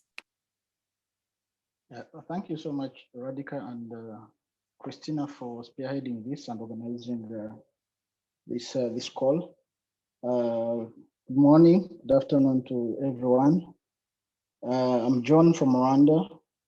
What we've been doing in terms of environment education and fighting the environmental climatic change impacts. First of all, to begin with, when we talk of sustainability, it's SDGs for us. It means something that it needs to be durable for a long time, which makes it different from other development agendas like the MDGs and all that. So sustainability is key, the key word that is coming out here. And we have also talked about transformative education, which basically needs someone to understand the environment so that you can transform it to a better state that you want it to be. So what we have worked on, first of all, we've been trying to influence policy because it's really important to work hand in hand with the government so that it is really supportive of what we are doing. And Rwanda is one of the countries that banned the use of plastic bags, either selling, manufacturing, and importing them from out of the country. And this has been a deliberate action by the government that I think is really key when we talk about radical measures. This is one of what I may say is radical, that it was deliberate because we are looking at the impact it was having on the environment as a whole. We have also other measures like cleaning our environment every last Saturday of the week that has been implemented by the government. All people in the country go out to the field to clear and make sure that our environment is well catered for. But of course, there's some sort of challenges or roadblocks in this that I wanted to look at. First of all is the cost that is involved in this. In the beginning, in the short term, it's really costly, and that's why some institutions have not been taking it up very well. So what needs to be done so that we can ensure that environmental education is widely spread or known by people is that we need to see that this has been, environmental education is integrated in our education system. Right now, what is being done is we are seeing environmental education covered in different subject areas like science, social studies, math, and all that, but there is no clear framework of accountability, monitoring, and evaluation. So I believe that if this is improved, we can clearly identify how this has been, this has impacted on the environment. Secondly, we need to engage more other stakeholders, because if you look at environment education in Rwanda, it's handled in two ways. We have the formal, which is in the classroom setting, and the informal. The informal today is actually what existed in the past pre-colonial era, where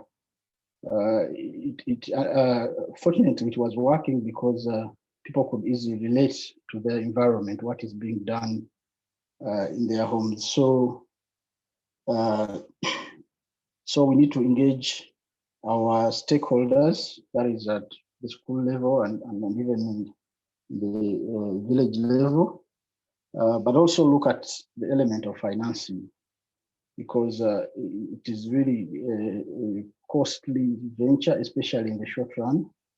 But there is also need to do a lot of research so that we can inform our community and the policymakers on the benefits of investing in this.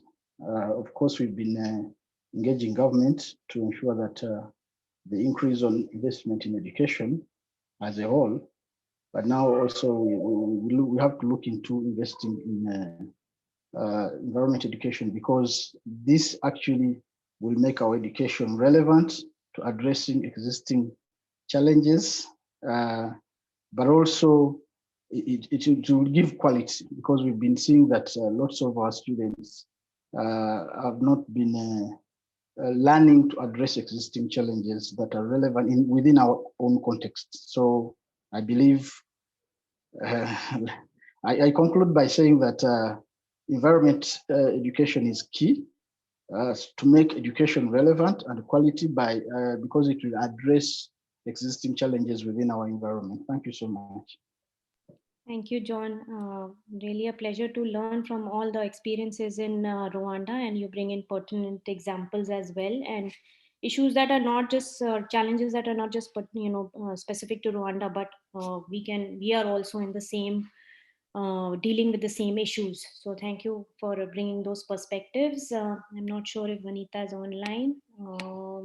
Maybe she was having some challenges. So with that, we'll go. Thank you so much, panelists. I think really appreciate your insights, and sorry for all the delay. It's just managing the time has been a little bit challenging for us. So thank you so much for sparing this extra time with us. Now over to our last panel, which should actually have been the first panel, because we needed to have this panel really up in front. We will go over to our youth perspective, which I think is most critical, because we want to learn from the youth what they want to learn in school and what they have been engaging in, and how do we communicate things. And also we have an example from Telangana, India, who Srinivas, who will discuss the education issues that he's dealing with there.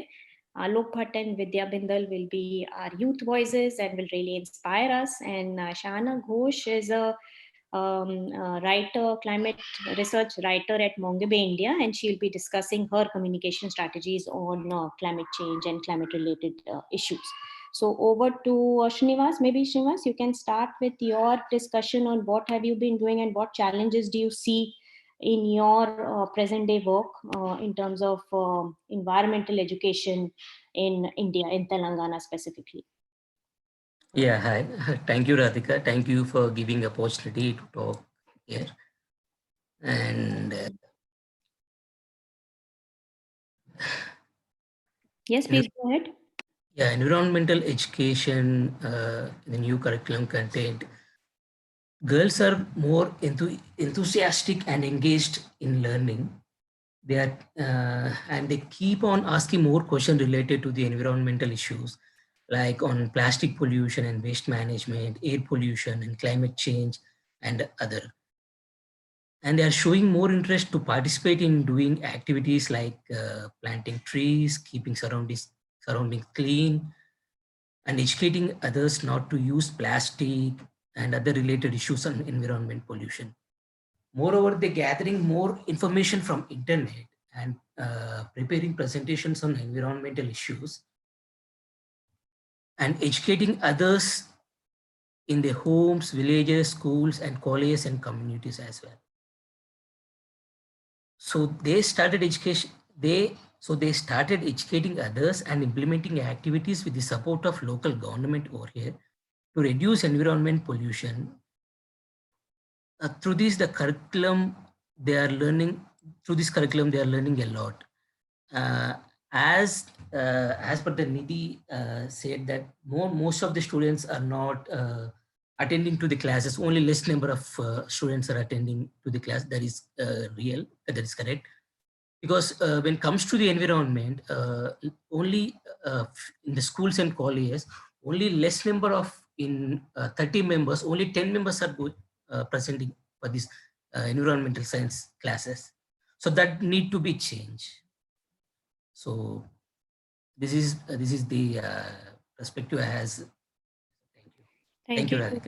Thank you, Srinivas. I think you're bringing up very good points. We need to have environmental education not as an extra subject that people can opt for, but integrated into the core curriculum. So really, I think you've hit the point here.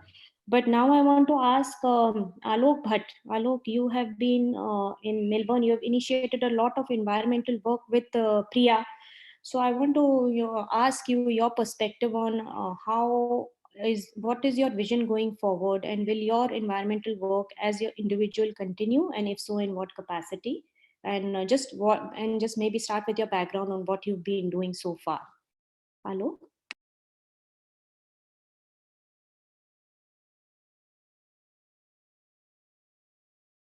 Alok, you're muted. Let me unmute you.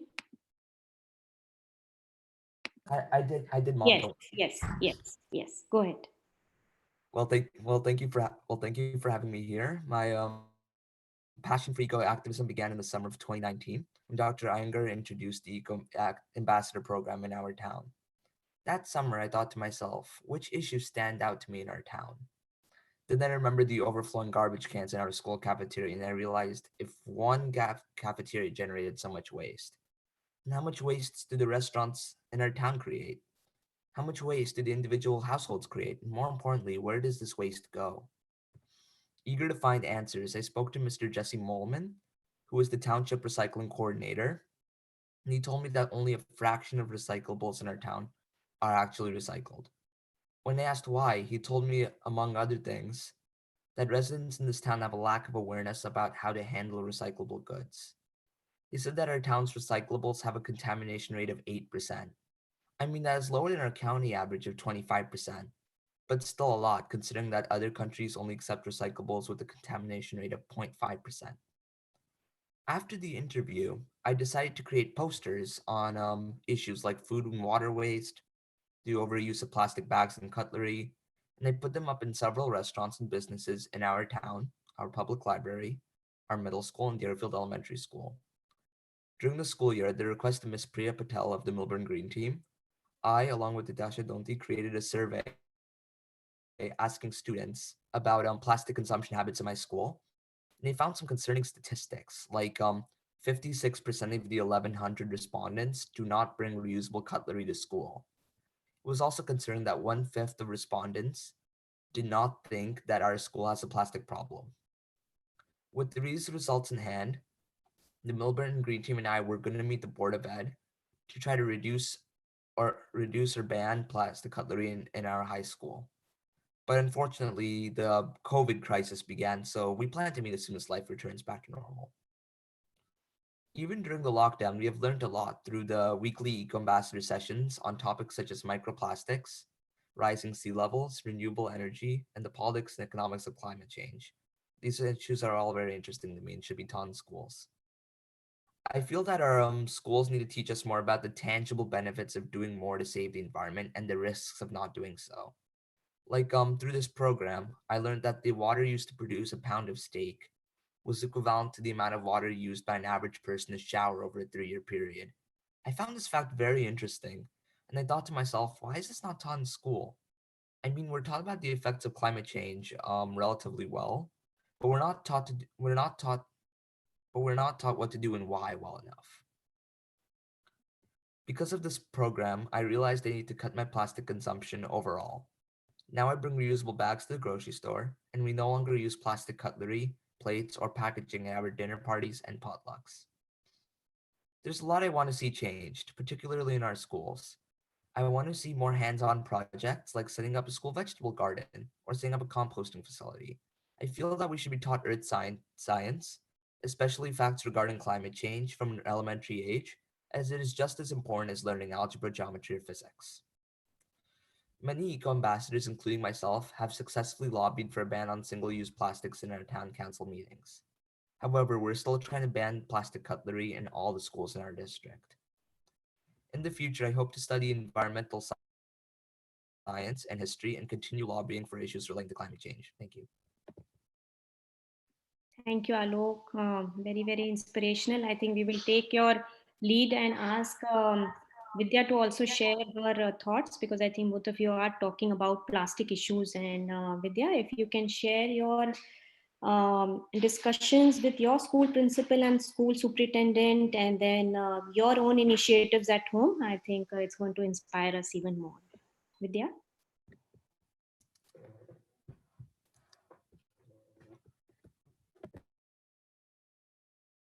Yeah, so when my mom introduced me to the pilot of Eco Ambassador, and so they said that they were trying to see if it would work so that way they could spread it to other places in the US.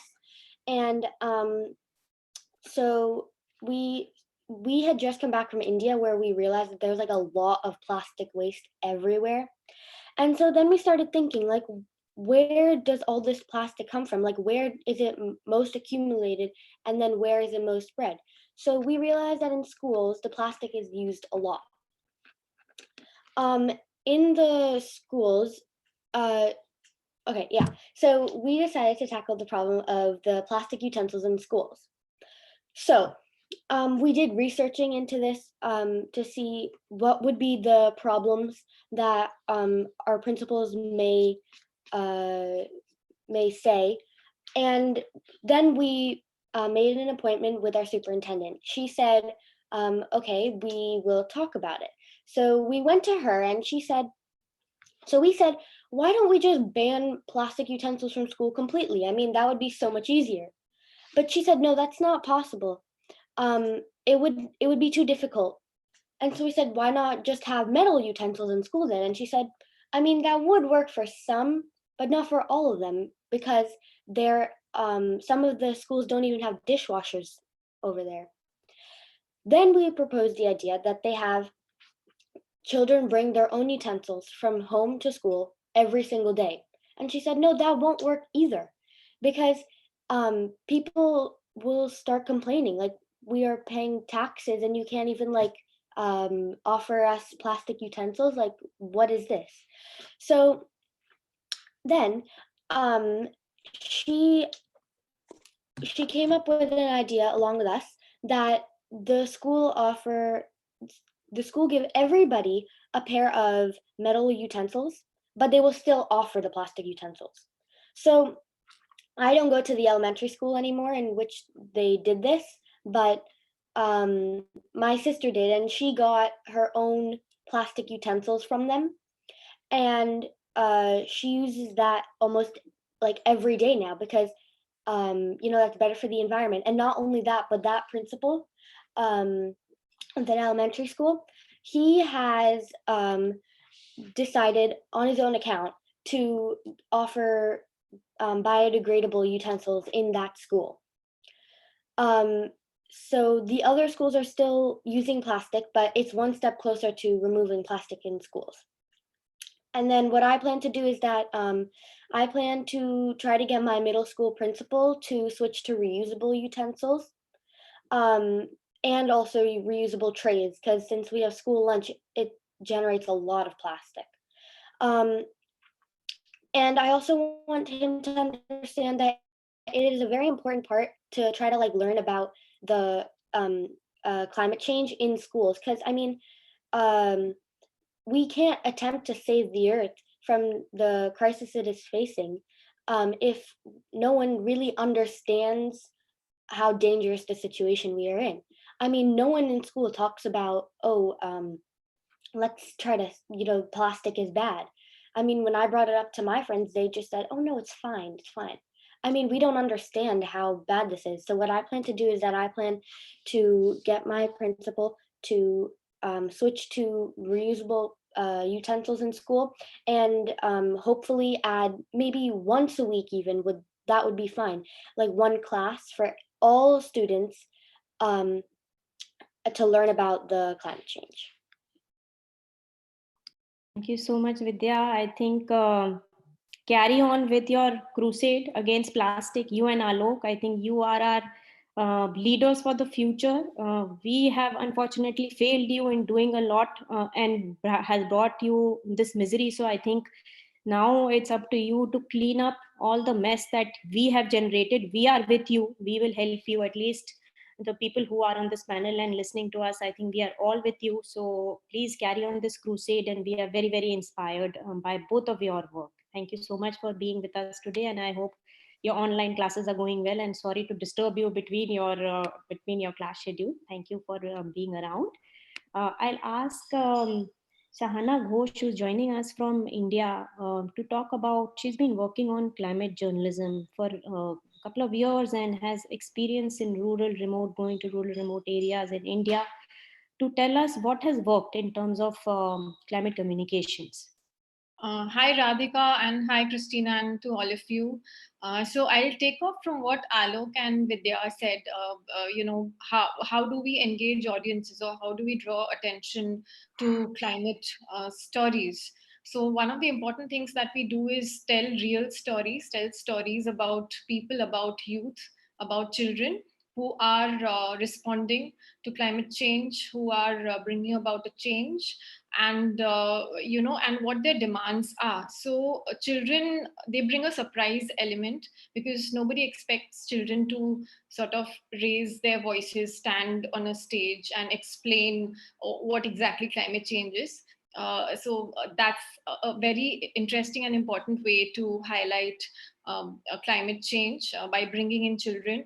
So what we have done is, in our reporting, we have consistently highlighted children who are activists, 11-year-olds to 12-year-olds, who are holding governments accountable for inaction on climate change. And we've also reported on school children in a lot of districts in India, who deal with disasters. For example, Assam in India is a flood-prone region, and every year when Brahmaputra floods, the school children, they are displaced because there are no school buildings to go to. So they produced an agenda during our national elections last year, and so we sort of wrote on that, and we highlighted their agency, because children have an agency. It's just that a lot of time we tend to ignore it. So we highlighted what the children demanded. What do they demand from their state governments? In terms of education, in terms of sustaining education during disasters.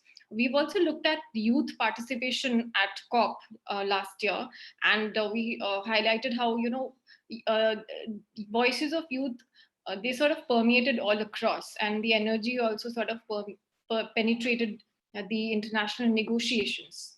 The other aspect that we write on, or that we like to highlight, is child development, in terms of what the future holds for children who are growing up with polluted air in India, and how that negates the benefits that comes from, say, our national sanitation campaign, the Swachh Bharat mission. And we discuss maternal mortality, child mortality, and these issues, the progress in these issues that could be set back, that are being set back by climate change in a business as usual scenario. So we talk of real stories through children, through youth leaders like Alok and Vidya, and then we talk of the policy, we talk of the science that is coming up. The other context is of disasters. When we report on disasters in a particular state or in a particular area, we also look at if education on disasters, if education on climate change is part of their textbooks in that particular state.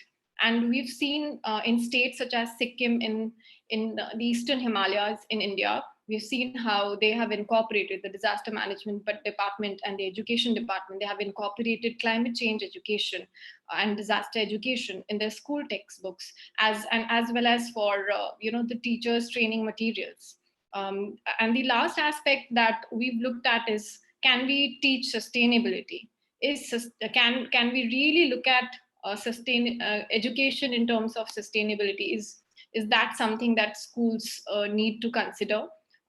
because we reported on a project, a 2-country project, and how this particular project is using education to tackle environmental problems in the Andaman Islands, for example. So the 2 important things that that has come through in our reporting is that telling real stories and backing those stories with science and policy. So yeah. Thank you, Shahana. Very taking common media and mass media on and focusing on climate is not a easy task. So thank you actually for working on this important issue, and I hope this becomes mainstream media, and then because it is affecting like children not having breathing issues, asthma issues in Delhi and other places, it's no longer a issue that can be hiding somewhere. And so thanks for bringing this on, and I know that you focus on science a lot, so I think that's great that you have a mix of science and something that everyone can relate to, health issues due to climate change. So thanks for actually working on all of your pieces. I really enjoy it a lot. And if people are interested in Shahana's stories, they can go on mongobayindia.com, and we can also share it in our various platforms. So thank you panelists on keeping to your time and doing all the wonderful work that you are doing. I think both the eco ambassadors as well as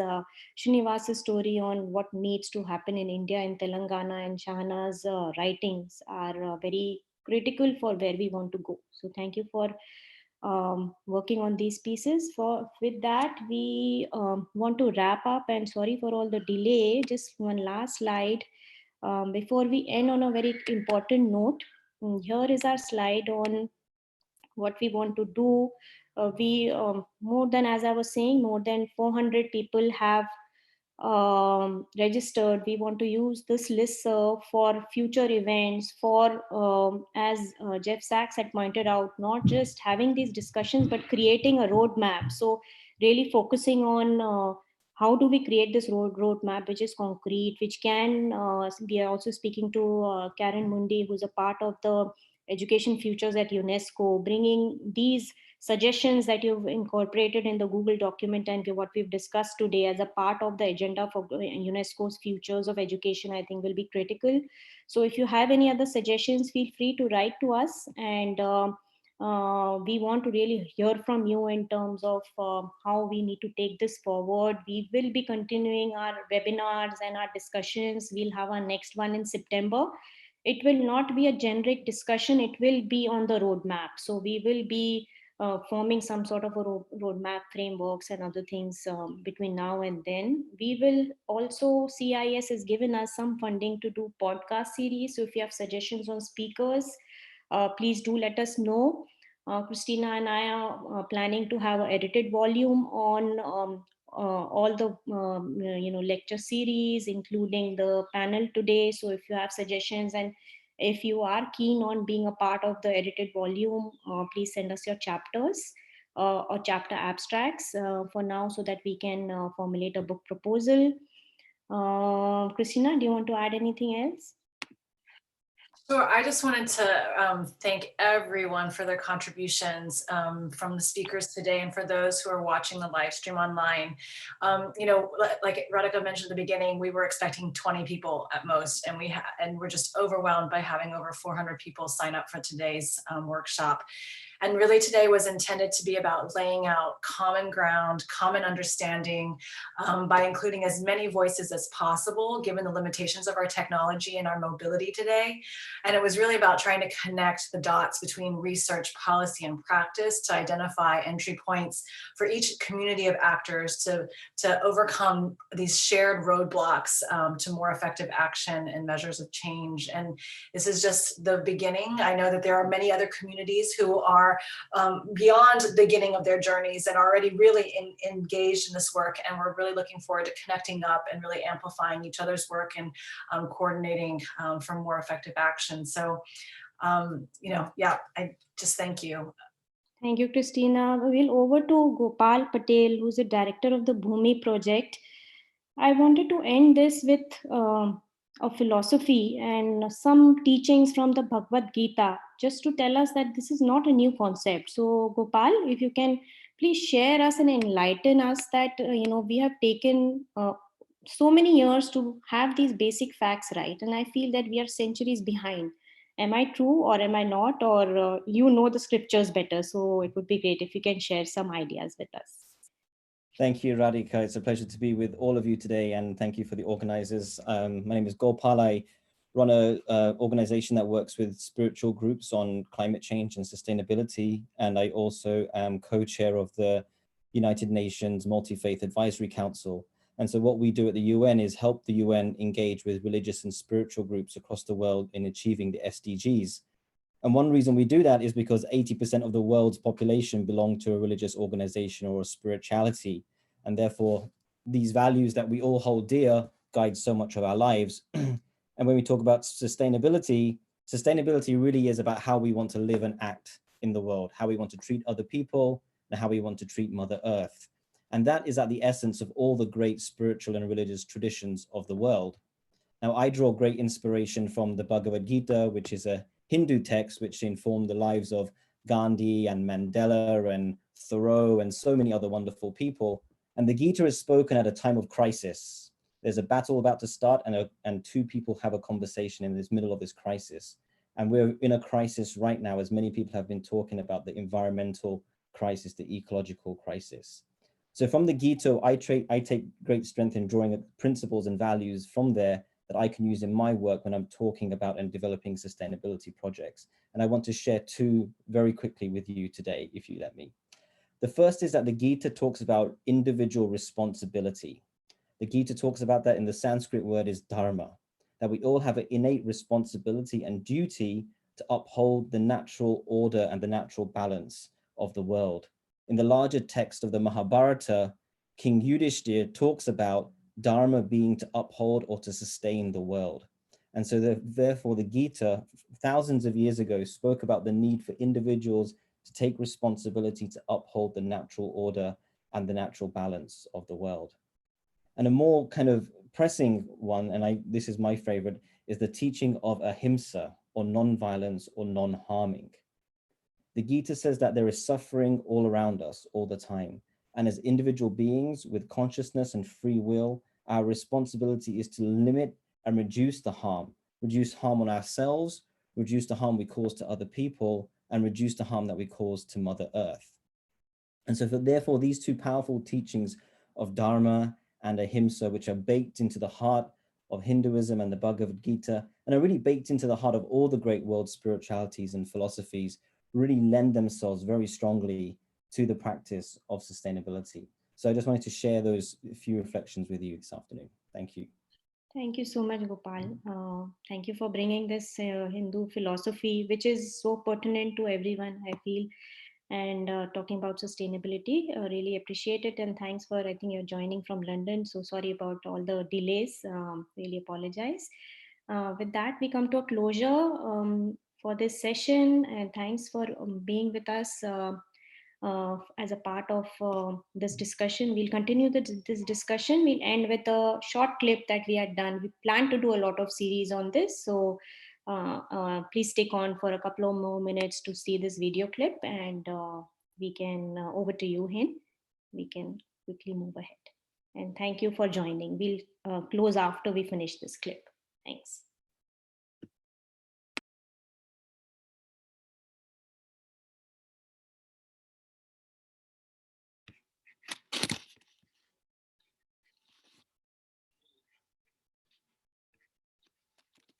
And somehow we don't hear the video sound. There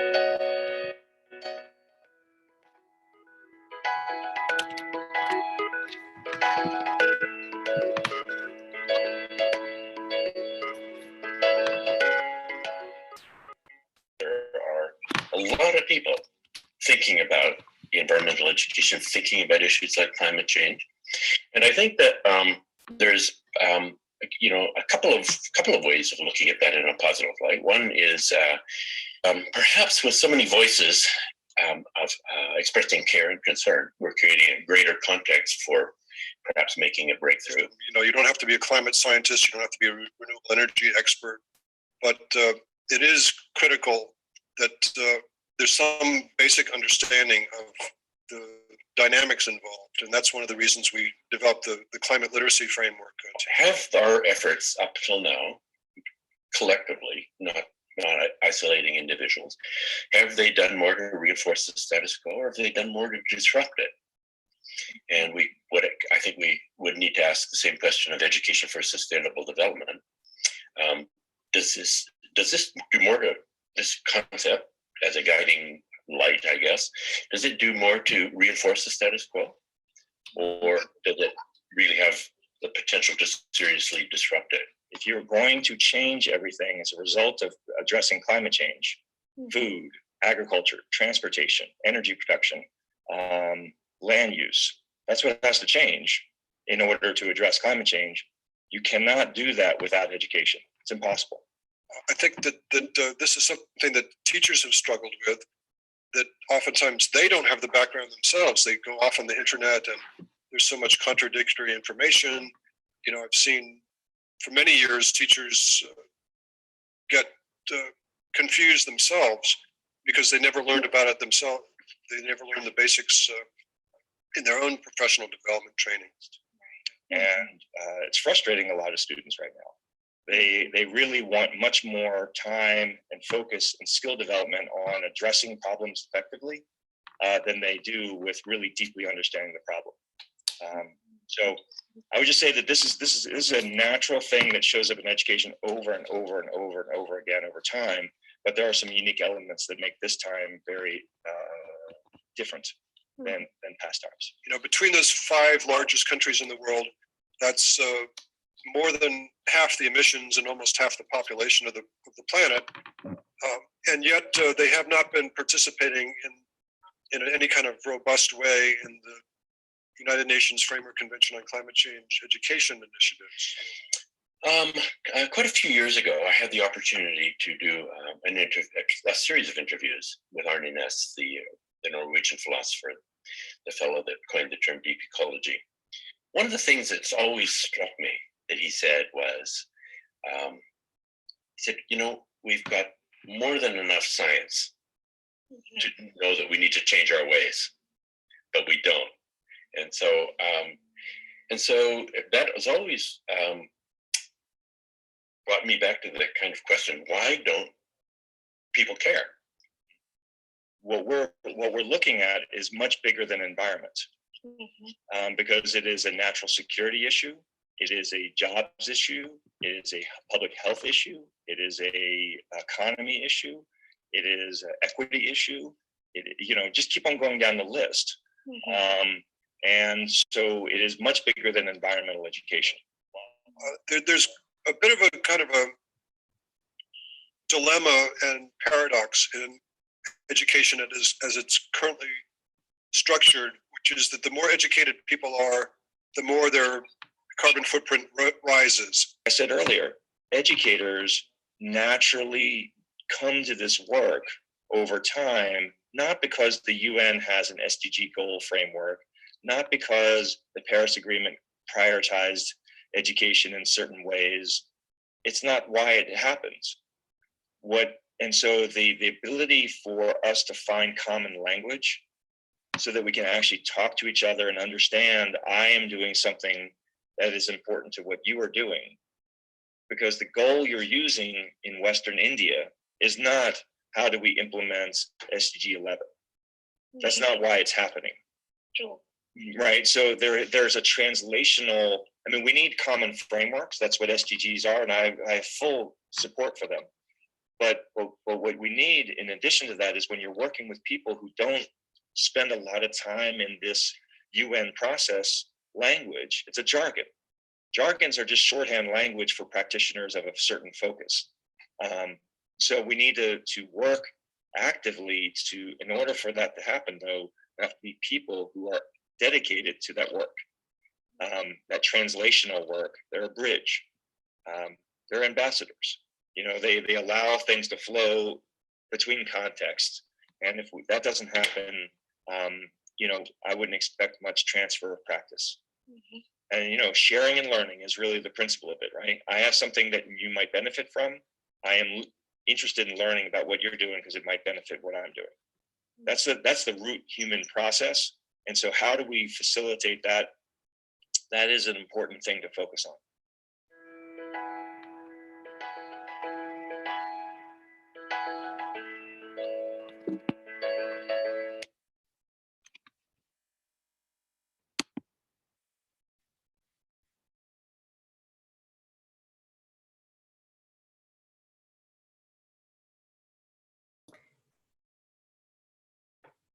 And I think that wraps up our seminar for today. So we just want to thank everyone again for their time and their energy and for sticking it with us 45 minutes over time. So thank you so much. And we really hope that you will all keep in touch with us and get in touch with us on your ideas for continued engagement. Thank you all.